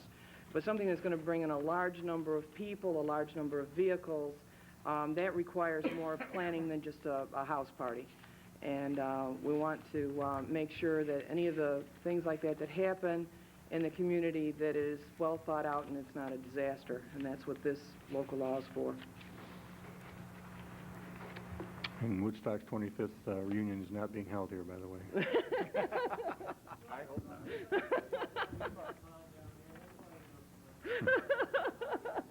But this year we do have a balloon fest that's probably going to attract more than 3,000 people at one time. And next year you don't know, and the year after what's going to be happening in the town, yes.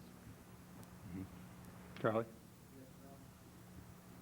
Personally, I think it's a good idea. I think some of these things we don't receive any taxation or benefits from, although services have to be provided by the town and, of course, by our fire department. I think it would be a means to supply some reimbursement for the services the town has to provide on large-scale items, 3,000 people. And what we're talking about is gross receipts charge is only 3%, which is no more than what they'd have to pay if they ran something in an area that had a sales tax anyways. But that way it would give a little bit extra money in the budget to cover the extra services of the road crew and other officials in the town. Any other questions? Comments? Barb, you poll the council. Counselor Pierce? Aye. Counselor Ridgway? Aye. Counselor Smart? Aye. Counselor Warner? Aye. Supervisor Rose? Aye. Resolution 94-140. Move to place a notice in the official newspaper and conduct a public hearing for the purpose of updating zoning ordinance definitions. Said public hearing to commence immediately following the first public hearing scheduled for 7 p.m. on July 14, 1994 at the Volney Town Hall. I'll move it. I'll second it. We've been working diligently for quite a few Months. years on this zoning ordinance definition thing, and we feel we finally got it to the point where we can present it to the public. So that's what the purpose of this is all about. Any discussion from the board? I think I would say 14 days before a public hearing, we'll have enough copies on the town clerks to, if anybody wants to review our definitions. There's 16 pages of them. So we'd like to have the public get involved with it, and we'll supply the copies for them to be available 14 days before the hearing. Right, we could use your input too on this. We feel we've got it down pat, but you know, we could make mistakes too, and maybe you could come up with some better definitions for us. So please attend that. Any questions from the public? Comments? Okay, Barb, poll the council, please. Aye. Counselor Ridgway? Aye. Counselor Smart? Aye. Counselor Warner? Aye. Supervisor Rose? Aye. Resolution 94-141, move to increase the building permit fee for commercial buildings to 20 cents per square foot. I'll move it. I'll second it. Discussion from the board? Oh, wait a minute, I thought there was... Did we miss something? Okay, I didn't realize you were going to do that one separately. That's also incorporated in 94-146.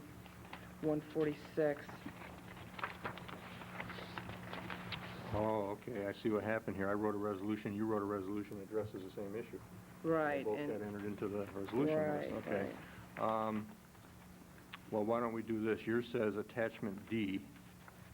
Why don't we just include that in the resolution 142, or I'm sorry, 141? Right, because that also addresses the site plan and subdivision fees. Because what I did is just typed over the whole thing, because sometimes one change would get made and it wouldn't get picked up. So this way it's all typed over, and that way when Lisa retypes it for the zoning book, nothing will get left out. Okay, why don't we do this then, Claudia? We'll take resolution 94-146 and we'll start this out with move that the town board adopt attachment D as an amended fee schedule, which will become effective immediately to increase the building permit fee for commercial buildings to 20 cents per square foot. Just combine the two. Sure. Okay? And also sets the site plan and subdivision fees.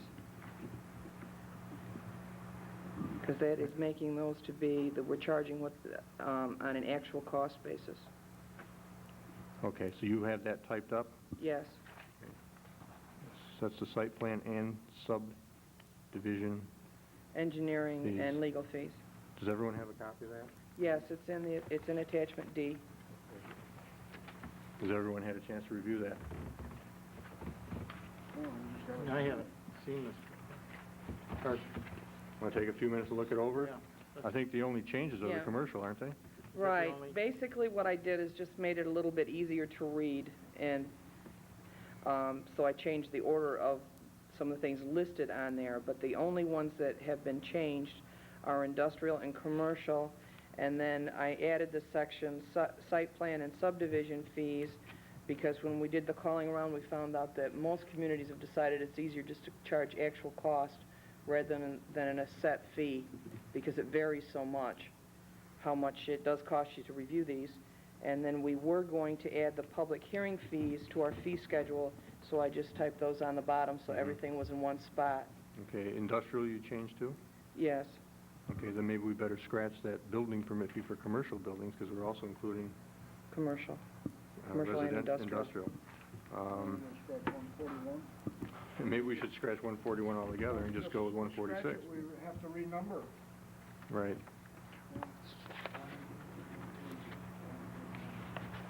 That's what we'll do. We'll move 146 to 141. So we'll put C 146. Well, we've got another resolution to make tonight, so we'll put that in at 146. Okay? So, Resolution 141 is actually going to read as 146 reads on the sheet, Barb.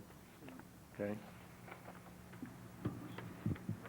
What was the old application fee for certificate of occupancy, Claudia?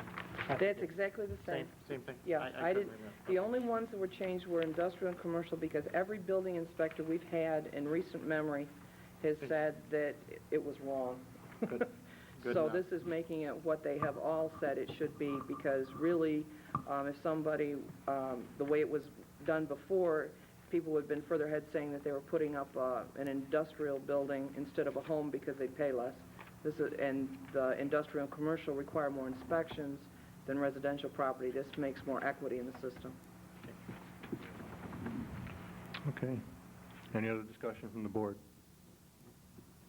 Any comments or questions from the public? Alan? I'm Alan Casson, County Road 45. What were the old fees for industrial and commercial? Were they the same as They were based on per thousand, but the way it generally worked out is people ended up paying less than 10 cents per square foot. What did we get out of We got, out of the recent one they just got for P&C, it was $2,880, I believe, but Kmart was more. one other thing, and I don't mean to belabor this whole resolution. How do you define satellite dish? Are you talking about the 6, 10 footers, or because They're on their way out, I understand.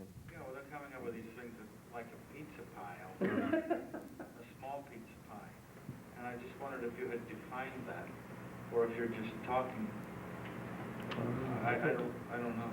Well, as it stands, I think the old one, just basic, was the basic satellite dish you see in residence yards. The 10-foot one is. I don't know, if you get the definition there, Bill? The satellite dish?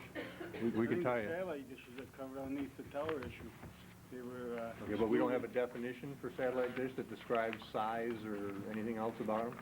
The trouble is, there are some places here in the town of Volney who haven't gotten, and probably will not in the foreseeable future, be getting cable. And there are there's some sort of wireless, small satellite receiving dishes. I just wondered if they were subject to the same fee. Well, I would suspect that the small ones are going to be hidden where we'll never even know they've got them. I'm not telling. I know we could probably find one Satellite now. dishes is covered under towers, under the new definitions. Does it mention the Converters size? and leads and/or direction indicator including residential satellite dishes.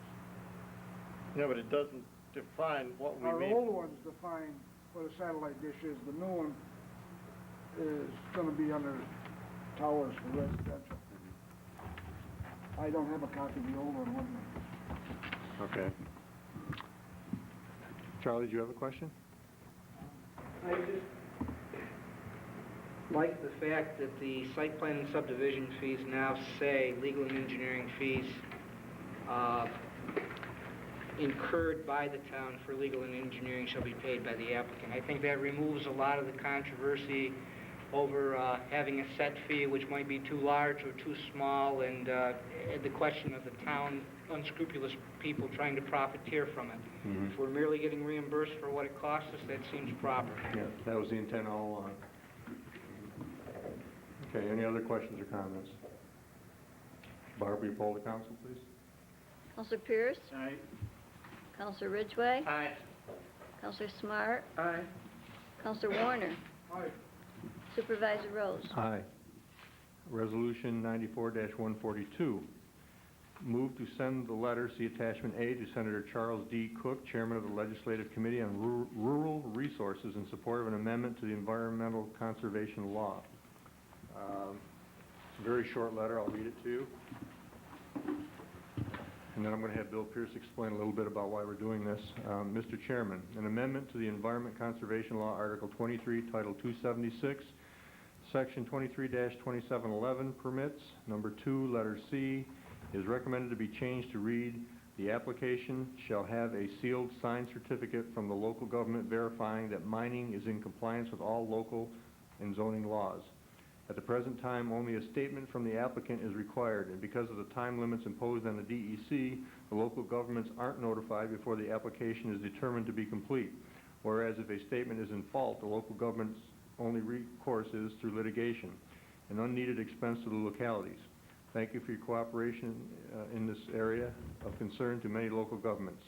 Sincerely, the Volney Town Board. Do you want to explain a little bit about that, Bill? We went to a meeting with the Several County Federation, Planning Federation had with the DEC. They had their officials out of Syracuse come and explain the application process to us. And the DEC, they're only allowed 90 days on an applicant to decide to issue it or not issue it, and the town could take up to 120 days. And at the present time, the budget concerns are the DEC don't have the manpower or the funds to check the applicant's permit in the area. So they take the word of the applicant that mining is allowed where they want to have it.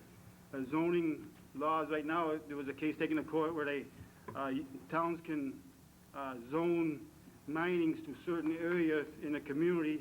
It was taken to court and it was run, now it's being appealed, and the DEC has turned down a permit. Now they're being sued because of the appeal process. But at the time, in 15 days, they decide if the applicant is complete, and then they can notify the community. And by that time, it's too late for the towns to know that mine is going to be in somebody's neighborhood. And if the town wants to have any question in it, only results is going to court. And they recommend that the communities get together and recommend to Senator Cook and his committee to propose a change to the present law. This is what we're trying to comply with. I'll move it. I'll second it. Any other discussion from the board? Any questions or comments from the public? Alan? Has this letter been sent yet? No. Is this the first draft? Yes. Can I be pedantic? Anything you want.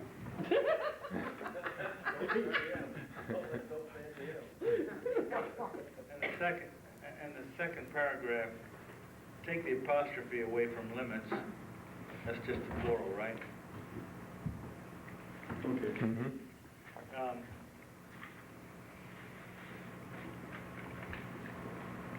And put that apostrophe S after government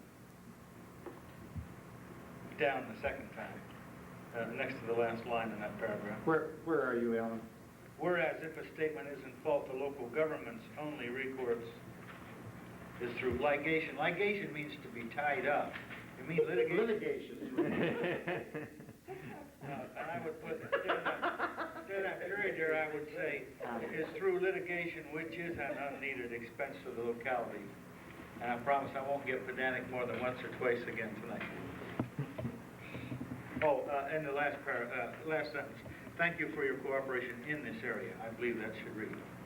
I'm available as part-time proofreader if anybody. How about taking minutes, being a secretary? No. Okay, thank you, Alan. Any other questions or comments? Okay, Barb, will you poll the council, please? Counselor Pierce? Aye. Counselor Ridgway? Aye. Counselor Smart? Aye. Counselor Warner? Aye. Supervisor Rose? Aye. Resolution 94-143. Move to send the letter attachment B and C to the New York State Department of Environmental Conservation concerning the status of the town of Volney as an involved agency regarding permits for the Power Authority of the State of New York and Niagara Mohawk, Oswego County.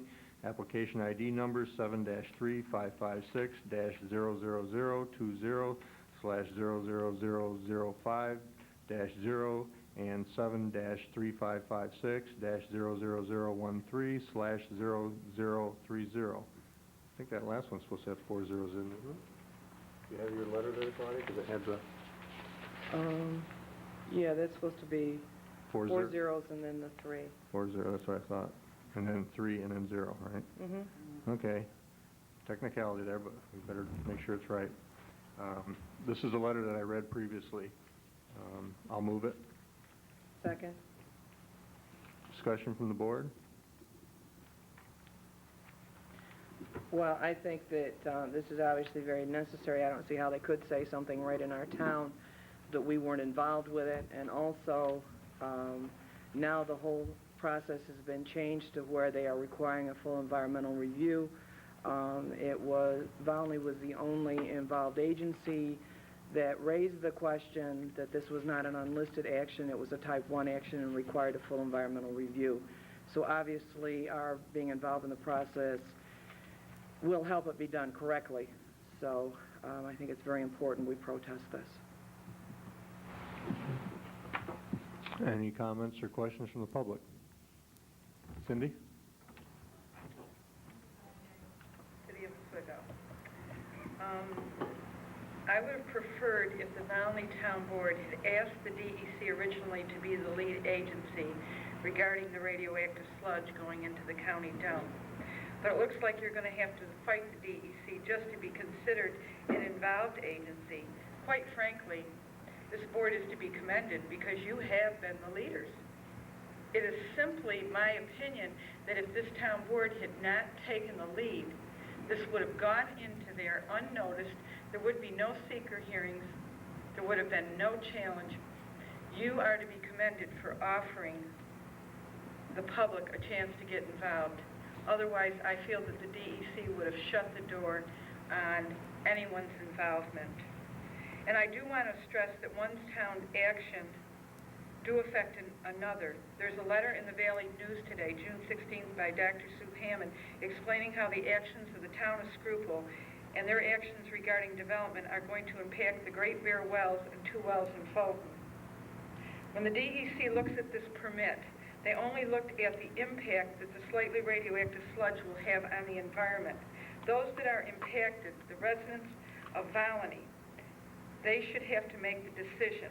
And the people of Volney are looking at the multiplying effects or the synergistic effects of all the waste being put into the landfill. In other words, the sum of all the parts together on the environment. Regarding the Armstrong landfill hearings, I'm sitting here and I don't know what's going on with it, but I would like you to further explain exactly what is going on. Also, though I noticed it may be impossible for some persons to attend, I would like you to know that either on July 13th or 14th, there are going to be speakers invited to discuss what the impact of on-site storage is going to have on this county, also regarding the deregulation of the waste and how that might further impact the county landfill if Niagara Mohawk goes to incineration, which they have mentioned to a state assemblyman on Tuesday. I do not know if this incineration will continue in Tennessee or because of cost and no longer being able to bury any nuclear waste after June 30th of this year, if the incineration in the next year will start up here, and if they don't solidify the waste into concrete blocks, and obviously that ash will have to go someplace. I would just like to say once again that I really commend the town of Volney and the leaders. You really have been the leaders already in this, and I hope that you will insist to the county that they be the lead agency, and that in fact maybe they should come to you for advice, because you seem to be at this point the experts rather than the county or the nuclear plants. Thank you, Cindy. Any other comments? Chris? Christine Rose. At the legislative meeting last month, when the subject of the low-level radioactive waste came up, there were a lot of speakers. One of the legislators, I think it was Mr. Frawley, requested at that meeting that the next legislative meeting regarding this low-level radioactive waste issue should be a meeting where the public can attend. Nothing was really cast in stone that night, but maybe the town board of Volney ought to write to the county legislature requesting that the meeting be at night. The Pal Times did an editorial, most of which I agree with, not in total, but the part I agreed with was that there should be a meeting on its own merit regarding this issue at the county level, and it should be done when the public can attend. There were some points that didn't come out, that have come out here, and that is, regarding this issue, radioactive waste is not allowed to be buried in the state of New York. The nuclear power plants got an exemption from this law. That is why the DEC exempted them. That's why they are doing this. I'm concerned with them leaving the waste on sites because I'm afraid that they're going to try to slip more stuff into our landfill or our incinerator. Thank you. Charlie. Although I think maybe we're kind of straying a little bit beyond the resolution itself, we have touched upon the nuclear dump here and that the environmental impacts. I think it's important to note that Oswego County previously was rejected in total as being suitable for low-level or any level disposal of radioactive material when they were first looking for a site. And it seems to me that if the Siting Commission had rejected the county in entirety, that it really makes no sense at all to allow any kind of dumping of low-level wastes in our sanitary landfill. Alan? I agree with what you're doing wholeheartedly, and I don't understand why there isn't more liaison with the county, and why isn't the county out here backing us? Why isn't somebody from the county, even if it's only our legislator, down here telling us what's going on from their point of view? What is the county's position on this? They don't have one yet. It's just Volney's where the dump is, right? Is that right? We've heard that before. Mm-hmm.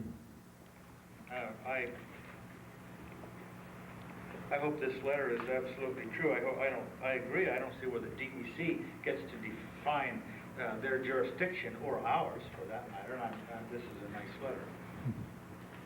Thank you. Cindy? As far as that issue that Cindy raised about the Armstrong landfill, I just received today some information on the background on that, and I'll leave a copy of that with Barb in the town clerk's office, so if anyone is interested, they would be able to get a copy of it from Barb. I just wanted to say that the shipments are supposed to come here every 6 months, in January and then in July. But every 2 weeks they go to the Minetto waste beds. And I assume that they're stored there for 6 months. And I've noticed, and many individuals have noticed, those waste beds are always empty. And I, interestingly, a couple weeks ago, was right behind a Matheson truck. And going up Route 48, I didn't think trucks carrying any type of nuclear waste were allowed in cities. And I'm not sure if that came from Minetto or the landfill, but I am concerned that the Minetto waste beds themselves seem to be clean all the time. That I saw this truck a couple weeks ago. I hope they haven't hurried up and got a lot of shipments out of there and into this dump that in fact we're supposed to wait, because the next shipment is supposed to be in July. And my question is this: if this is being held up now through the seeker process, can they come the first week in July and dump waste into the landfill? I mean, I really wish the county would answer our questions.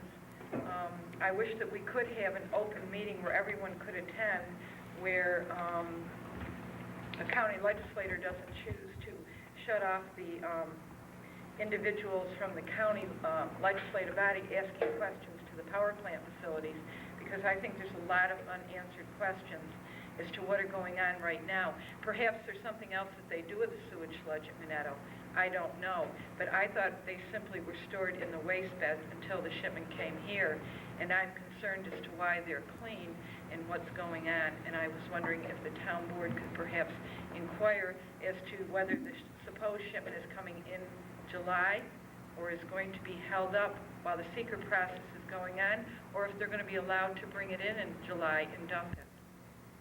Well, if you trust the county's word, they reconfirmed their local law banning it, and I assumed that they were saying when they did that was that nothing else is going to happen until the DEC says something different. Once again, if you can trust them on that. Chris? Just one more thing. The people from the power plant were invited to speak in front of the county legislature, and they did try to shut up some of the citizens. Maybe the town board could request that, I'm not saying a debate, but a forum with both sides of the issue fairly brought out, and not just the people that are what I feel are abusing our local law and our county law. We need to be heard, and because some of us are citizens doesn't mean we don't know what we're talking about. We don't know everything, but we don't get paid for speaking out on what we're speaking out on either. Also, the county has said that they're waiting for a word from the DEC on things, but as was mentioned at the legislative meeting, the DEC is the one that gave permission to put the 8,000 barrels of toxic waste into our Silk Road landfill, which is now a Superfunded site. They also allowed the incinerator ash that's burned in our incinerator ash to be classified as special waste, when in fact it was characteristic hazardous waste. But because it had household waste in with the other waste, they called it special so they could bury it in the landfill. But the EPA has kind of turned that around now, and they're saying that that is toxic and it's going to have to be tested and so on, and it could be exempt from our landfill as well. I know there is concern by part of the legislature at least, because out of the Rural Resources and Extension Committee, they had wanted to make a reaffirmation of their local law at the meeting last week, but then they tried to tell them, well, procedurally you can't do this because really this should come under highway, and there was quite a floor debate since this also would affect farmers and other things, whether or not there's radioactivity. So that entire committee, which is chaired by Robert Murray, and let's see, I can see the name Barbara Brown. There's some, here it is, Barbara Brown, Fay Reed, William Russell, and Robert Edict are also on that committee. So there are different groups of the legislators which have started to look into this more, but they did ask for an extension of time. It would be good to contact any of the legislators to express your opinions to them. Chris? If it should come by the legislature and be voted on, I don't think that would be illegal, because this was a local law. Wouldn't they have to hold a public hearing besides to change the local law, if they do so change it? Oh, definitely. Mm-hmm. Okay. Mm-hmm. Cindy? Yeah, one more question. If the county decides not to take the lead agency status, and they have 90 days to decide that, I assume, or have requested 90 more days to look into it, and if they decide not to fight the negative declaration, and if the DEC turns down Volney's, well, so far they've said you didn't apply to be a lead agency anyway. No. So does that, in fact... Well, we're trying to be an involved agency, first of all. You have to be involved before you can be a lead agency. But in effect, does that shut the door, and is the issue over as far as the DEC is considered through their seeker process? At this point, because of the issues that we raised about it being not an unlisted action, but in fact a type 1 action, it has made the application incomplete. So the process has started over again from the beginning. So this whole issue of lead agency will come up again. Which department is working on this, Department of Public Works? Yes. Mm-hmm. Have they met with the Volney Town Board to discuss any actions that they're No. going to take together? No. Okay, any other comments? Barb, will you poll the council, please? Counselor Pierce? Aye. Counselor Ridgway? Aye. Counselor Smart? Aye. Counselor Warner? Aye. Supervisor Rose? Aye. Resolution 94-144, institute a local fee for dog licenses and renewals. Move to institute a local fee of $2.50 in addition to the statutory fee of $2.50 for spayed and neutered dogs and $7.50 for unspayed and unneutered dogs, which is now mandated by the state of New York. The new cost will be $5 for spayed and neutered and $10 for unspayed and unneutered. This charge will take effect July 1st, 1994. I'll move it. Second. Discussion from the board? Any questions or comments from the public? Okay. We already discussed this once, I guess. Barb, we poll the council. Counselor Pierce? Aye. Counselor Ridgway? Aye. Counselor Smart? Aye. Counselor Warner? Aye. Supervisor Rose? Aye.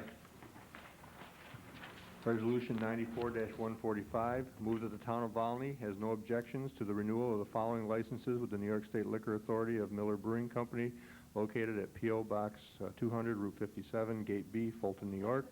Brewer's license number 95-2 OSWE D 00119-101, and Brewer's retail beer license number 95-2 OSWE BR 00119-102, and Brewer's beer license number 95-2 OSWE C 04889-103. I'll move it. I'll second it. Any discussion by the board? Any questions or comments from the public? Alan? What would happen if you would refuse to renew this? They might pull up and leave. I have I have a feeling we've been courting about Get over to talk to the attorneys, that's all. Any other questions or comments? No answer. No, yeah, I said they might pull up and leave. Why do they have to quit brewing beer? I don't know. The paperwork we had didn't show the expiration of their license. You have to have a very good reason not to renew, I believe, Alan. I think. Yeah, you can't be arbitrary. You can't be arbitrary and capricious in a situation like this. Like they were, absolutely. The law works very strongly in their favor on a situation like this, renewal of a license. Barb, we poll the council. Counselor Pierce? Aye. Counselor Ridgway? Aye. Counselor Smart? Aye. Counselor Warner? Aye. Supervisor Rose? Aye. Resolution 94-146. Move that the town board... That's the one you were gonna okay, change. that's when we change. Okay. Okay, the new one... Yeah, let's do the new one here. That was the one about the dogs, where you were gonna allow him to collect the Okay. money for the... Yeah, we can do that. Yep. That wasn't the one I was thinking of, because I had another one too, but we'll do that one. Okay, let's come up with some wording for that. Keep it simple. I move that we give permission to dog control officer to charge an additional adoption fee to cover the cost of a rabies vaccination for adopted animals, and also require that the applicant for an adoption pay the fee for dog licenses, the adoption fee, as well as the rabies shot in advance of adopting the dog. Effective immediately? Yeah. Anybody have a problem with that? Anyone want to word it any differently?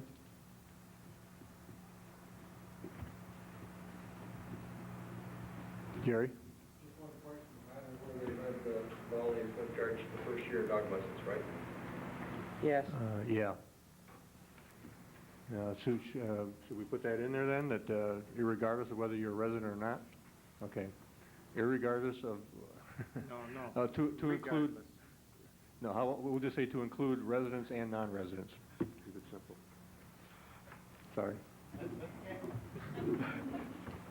Irrespective of what you think, I didn't say that. Okay. You got that all down, Barb? Not quite, but we'll get it. No, take it off the tape or the video. Yeah. Got the Okay, idea. I'll move it. I'll second it. Any discussion by the board? Any other comments from the public, questions? Okay, Barb, poll the council. Counselor Pierce? Aye. Counselor Ridgway? Aye. Counselor Smart? Aye. Counselor Warner? Aye. Supervisor Rose? Aye. Okay, Resolution 94-147, move to approve the renewal of the club beer license for Pathfinder Fish and Game Club in accordance with the Alcohol Beverage Control Law, Section 64 and 109. I'll move it. I'll second it. Any discussion on the board?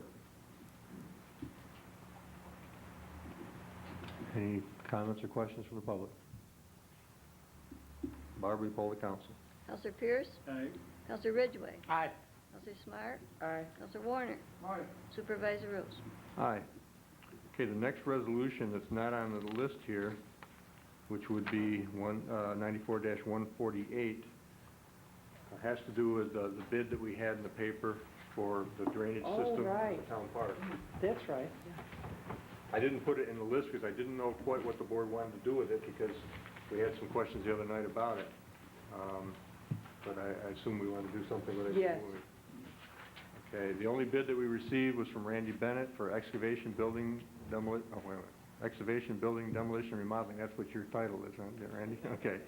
Town of Volney, this is a bid for the drainage and grading project at the town park. Per specification, bid for this project, $11,875, dated June 10th, 1994. Those specifications also included that once this was awarded, that a 45-day period was allowed for the work to be completed. Randy, you're here. You don't have a problem with that?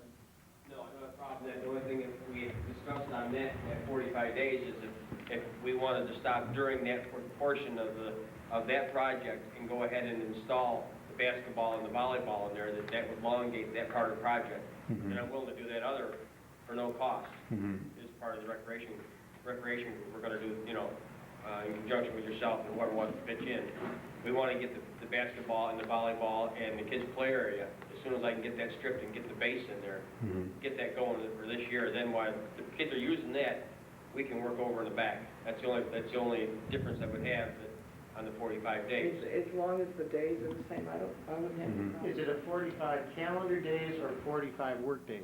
45 Work days, that's, I thought. Well, how many work days are there? That'd be 5 days in a week, so you're talking 9 weeks. Yeah. Weather permitting, how long do you think this job will actually take to do? Well, I can see it being done in 7 weeks. But like I say, we're going to be shut down for a week or two, putting the basketball in, if we can get somebody to put the blacktop down once we get the base in. Because we're going to have to put the drainage in underneath that before we go ahead and put the blacktop on it. Right, but that would be part of this bid, doing that, right? Yeah, like I told you, I would do that in conjunction with the Recreation Committee and yourself, Yeah. because you know volleyball. Well, I know the volleyball courts could be put in a weekend, Okay. if we get just half a dozen people. Right. The pitch and stuff in there, yeah. Yeah. So, I don't see any problem in getting that done in the 45 working days as long as we can work with the other. And as far as the basketball goes, even if, we didn't get the blacktop, then the rest of the project can go on. Well, Ken, we were just talking about getting something done this year. And if I got that all stripped and ready, and we found somebody with a machine to come in and lay the blacktop down, and all I had to do was bring my equipment in and get that portion ready right away, I'd love to see in 2 weeks a basketball court over there. I'd like to see the play area in 2 weeks. Oh, yeah? Well, officially. You got the bid. How, Well, you're talking basketball court, I'd rather see the play area. But that's just my opinion. well, the player is something that's going to take some time for the grass to grow in anyway, so that's not going to be realized until next year as far as using it.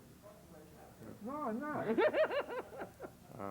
In any case, you'd be able to start fairly soon then, right? And Yeah, complete. I told you, a week to 10 days. I got a couple of jobs I'm finishing up, but as soon as we go over there, we want to stake it out, or work with whoever wants to come over with me, and stake it out so we know exactly where we're going to put all the basketball, the volleyball. Well, okay, yeah, well, you won't be relying on any volunteers except for that part of it, the rest of it. That's part of it. I just want to know, we've got it on our plot plan, but that plot plan was brought up last year, and I think maybe some things might change between now and then, so I just want to be sure where A and B are going to be, so we don't. Now, there's 5,000 in the budget, and there's roughly 5,000 in the other. Do we have the money? That's one of the things that I was asking about the other night. I know. I wasn't sure what the board wanted to do. We will be having some... Well, what I did when you brought that up, Howard, as I went through and did a spreadsheet of the amount of money on hand every month for the past 2.5 years, and we are in very good shape right now. I've got a copy for everybody. And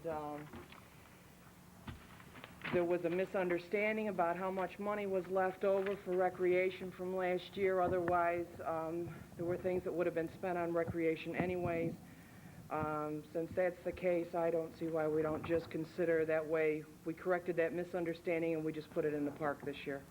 Because that's why that money, part of that surplus was there, was because it wasn't spent last year. Where is this now, Claudia? When in recreation, we had money that there was a misunderstanding, and so it wasn't all used for recreation last year, and that's part of why the surplus is as big as it is. So I don't have any. We didn't encumber that though. So no, but I don't have any problem taking it out of surplus, right. since there was that misunderstanding. Well, one thing though we have a problem with is that we won't be getting that surplus money in our pockets until September, October. No, what I'm saying is we are already in very good shape, because if you look at this,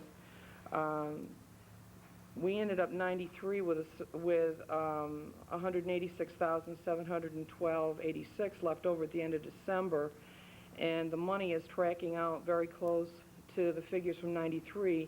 And the 93 figures during this time period are inflated by $100,000, by bonding figures. So I don't see where we have a problem at all.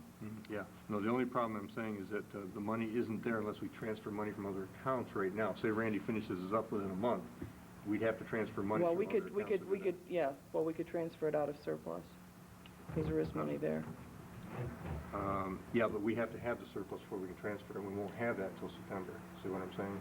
How much we got? Until that revenue sharing money comes in, the mortgage tax money comes in, we don't have the surplus. Well, we have a surplus of $10,000 in the insurance account. Then we can transfer that? Yes. Okay. In any case, we've got funds somewhere to cover it, so.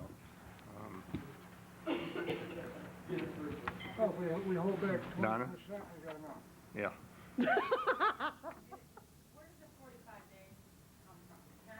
Where did the 45 days come from? Right, is that Randy or you? No, well, Randy worked with me a little bit on the specification that we put out to bid, and, it just made sense to give a time frame to work within. You gotta be somewhat realistic when you put it out. You can't say we want it done in 2 weeks. Of course, we'd like to. I mean, we could have said that, but it wouldn't have been realistic. Yeah, we could have said that, but, just being realistic and the amount of work that there is to do there, I've heard different ranges of how long it would take depending on who's doing it and what equipment they have. There's one company that was really high that we really couldn't afford to go with. They would have been in and out in 2 or 3 days with just the drain tile, but they have laser equipment and expensive machinery to do it with, and they can do it that way if we were willing to pay the price. But also they didn't include the rest of the things that this is including, which is stripping the topsoil, bringing it back over, grading it off, York raking it, and so on. Okay? So Randy's giving us a really good price, actually, compared to what we would be paying for this otherwise. The time frame, others have told me it'd take him at least a couple weeks to do it. Hopefully it won't take Randy 45 days, but he's got some leeway there in case of bad weather. So, does that sound fair to you, Randy? That, I mean, I have no problem with it. because that's critical to us, and I think it is to you too. You've been trying to see this thing through for a number of years too. We don't want this delayed any longer than it has to be, so we expect if we give you this bid that you'll get on as soon as possible. You say within the next week to 10 days, and get it going and move it along. Because if we do experience some bad weather the later part of the summer, we're out of luck. It's not going to happen until next year. So we really do need something starting right away. As soon as you decide what you want to do, if it's today or tomorrow, whatever, we're going to go ahead and immediately, the next morning, have some equipment over. We're going to plow it first. Plow it, drag it, just break up all the sod, except for the areas that we're going to save. And because that's got to sit for about 4 or 5 days to start breaking down, and then we'll go from there. But it'll be started immediately. I'll have people over there. Okay. Any other questions? No, Randy, I just got one thing to say. I wasn't trying to bust your chops. Everybody's got a different outlook on which end they want to start on. Right. Everybody keeps talking basketball, volleyball. I'm talking the playground for the kids. That's all. We're talking different ends of the field, that's all. Yeah. The only reason that was mentioned first, Jess, is Everybody because keeps saying grass seed. The kids don't care where they got grass. the volleyball and basketball can be put in right away and used right away, so that's why we're talking about that, just so there is something there to start with. The rest of it takes a while because you got to grow the grass and so on. But Stuff that I bought 4 years ago. I got trusses and 6x6s because I was going to donate a shelter over there for a picnic shelter. I still have those at my house, at the farm up there on the hill. The trusses are still sitting there. 30-foot trusses are there. The 6x6s are there. Most of the stuff is there. But until we do something over here, there's no sense bringing it over and leaving it. They're going to disappear. So there's a lot. I think there's a lot of people out there that once they start seeing something done over there, will step forward. But we've had people before with construction equipment offer to do it, and then we're told to get off the property. You can't tell somebody only one time to get out. They're going to go and they're not going to come back. So I'm hoping that they start seeing something done, that this may snowball, and by the end of the summer we'll have a lot done over there. We'll just have to keep our fingers crossed. We were talking at the recreation meeting the other night, and that's what we were saying. We were talking about having another Volney Days, but the way we did it before, we made the proceeds go to the park, and we just said, you know, people are going to get tired of it. There's nothing happening over there. Right. I mean, even if it's nothing more than buying a picnic table to sit over there, it's just, you know, I would get tired of it, but we're still trying to hang in there, and I hope you get that done in quicker than 45 days, Randy. I think he's going to get a lot of phone calls. I think so. okay, well, it's a start now, and if this does materialize like I think it will, it'll be a boost, I hope, and we'll see a lot of things happen quickly. Any other questions or comments? Okay. Barb, did we make the resolution? No, that's what I was going to ask you. Are you going to make the resolution? Okay, Resolution 94-148. I move to accept the bid of $11,875 for the drainage and grading project for the town park, as submitted by Randy Bennett.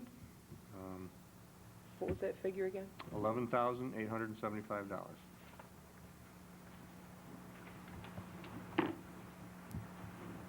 This is really important to do this drain. I hate to spend that kind of money on just drain that's going to be under the ground you'll never see, but all you got to do is take a look at the recreation facility at the high school where the football field is and stuff and see the drainage problems they've had there because they didn't do this. So it really is critical to doing a good job there. Okay, I move it. I'll second it. Barb, we poll the council. Counselor Pierce? Aye. Counselor Ridgway? Aye. Counselor Smart? Aye. Counselor Warner? Aye. Supervisor Rose? Aye.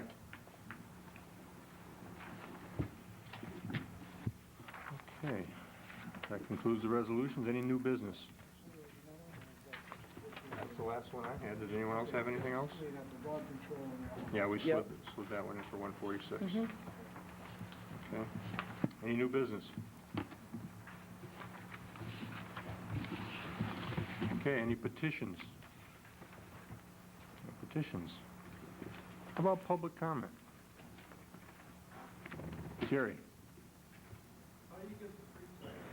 How do you get some street signs? What type of street signs are you looking for? For the road. Where I live, our street signs have been missing for 4 years since I've been there. You talking about the street that tells what street you're on? Right. Highway superintendent. Yeah, mine's missing too. Off and on it's been missing, but in any case.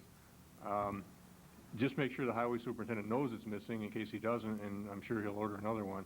I know it takes a long time to get them. I don't know why it takes a long time to get them, but it does. No, it certainly doesn't. Randy? Yeah, I got here a little late. I didn't know if you approached this or not. A couple weeks ago, Jess and the Boy Scouts are here, and they mowed the lawn out here, and it hasn't been mowed since. Have you approached that yet, or is that going to be done? Well, we've discussed it. We haven't really come to an agreement yet on how we're going to handle it, mainly because there's no funds or anything to pay someone to do it right now unless we shuffle some more funds around, and we're going to... Boy Scouts are willing to do it for a few more times if Jess wants them to do it again. The first time there was like a hayfield, and I think it's real embarrassing to the town to have... It is. Especially around the monument out there. It was like it was 2.5 feet tall out there. It took 5 boys 3-4 hours out there to rake it up from 761, and I think that They've mentioned that they'll come down again and do it until we get something resolved here, but something's got to be done, because this is ridiculous. I mean, it's just a lawn. Leave out the 2 women that were out there. Oh, they're from 761 too, they're parents. Leave them out. So we had Boy Scout, Five Boy Scouts here, and we had the two Boy Scout leaders, as well as myself and Jess were out there. And we, with two tractors and rakes and weed whackers, it still wasn't take us 3-4 hours. We were there most of the day. Well, as long as I can remember, the highway department always took care of that, and it wasn't until a couple of days before Memorial Day weekend we realized nothing was being done, and when we asked about it, we were told that they didn't have time to do it, and left the tractor right here in the town hall for us. So, Down there with a can of gas next to it. yeah, and we appreciate your getting together with some others to do it. I thought it was taken care of because I seen them out mowing across the ditch today out in the hayfield. They had the road tractors out there mowing that. So I figured this would be done when I got here today, and they get here today and they'll mow the field, but they won't mow around town hall. I don't see where he's coming from. Well, there's a sizable budget for weeds. I think it's $20-some thousand. I would think we could be included in that. Weeds something more than a foot high, because it's over a foot high out here now. So I don't know, but something's got to be done because this is ridiculous. I agree. Alan?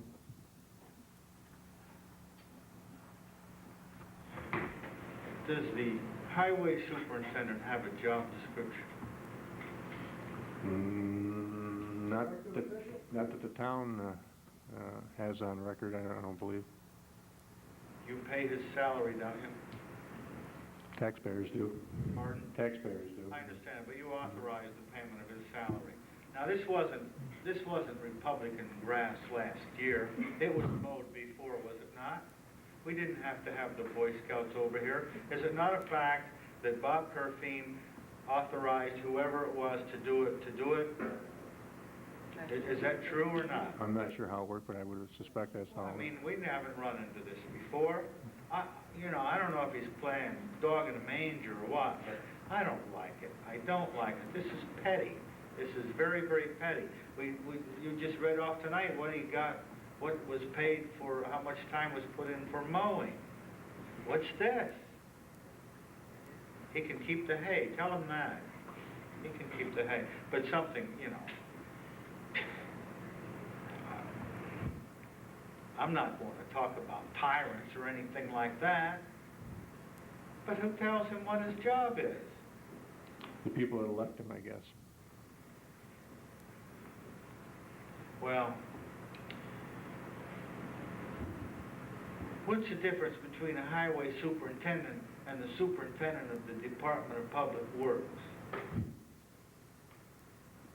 Is there a difference? Yes. What's the difference? There's more jobs that are definitely listed as their responsibility. And who lists those jobs of the DPW? The superintendent of the DPW or the town council members? I'm not sure, but my understanding is that if we have a DPW, that we appoint the superintendent of the Department of Public Works, and we dictate to that person what their duties are. Well, I'm not saying we have to appoint it, but I think we ought to have a little dictation here. Now, something needs to be done. This is stupid. This is stupid that the Boy Scouts should have to mow the lawn out here.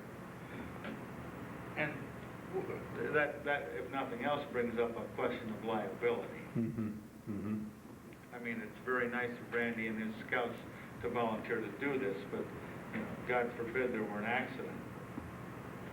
It wouldn't be Bob Kerfine getting sued. It would be the town of Volney. Now, if somebody got to sit down and talk to him. This is ridiculous. And if nothing else, it's a bad image for them. I agree. Any other questions or comments?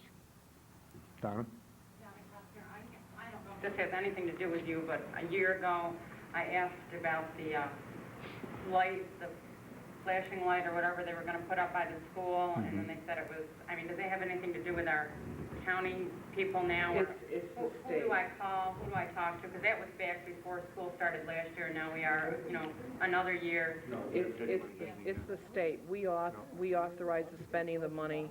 We set aside the money for it. We've done our part. Then the thing is, the state just fits you into their schedule. There's a little more to it than that, too. I could be doing something right now, and I talked to Harry Waugh about it, and we have to get together and have a meeting to discuss what role the school's going to play in this as well. And I just haven't had a chance to do that yet, and I apologize for that, but I hope to do that pretty soon. This first 6 months has been pretty hectic with a lot of different things going on, and it kind of got put on a little back burner, so to speak. And, It comes to life because, first of all, we had a child get hit by a car that you probably Right. all are aware of. You know, Mhm. thank God she's okay now. But it could have helped. It could have Right. helped maybe just to have a caution light to warn people that the school is there, there are children out there. And, you know, another school year has gone by and nothing, so, Okay. thank you. Anybody else?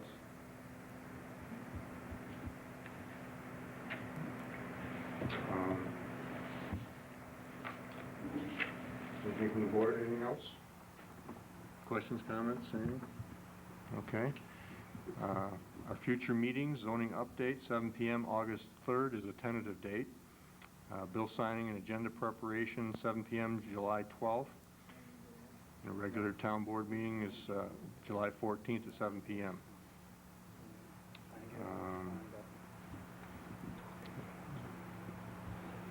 Okay, I think that's everything. Move to adjourn. A second? A second. Barb, you poll the council. Counselor Pierce? Aye. Counselor Ridgway? Aye. Counselor Smart? Aye. Counselor Warner? Aye. Supervisor Rose? Aye.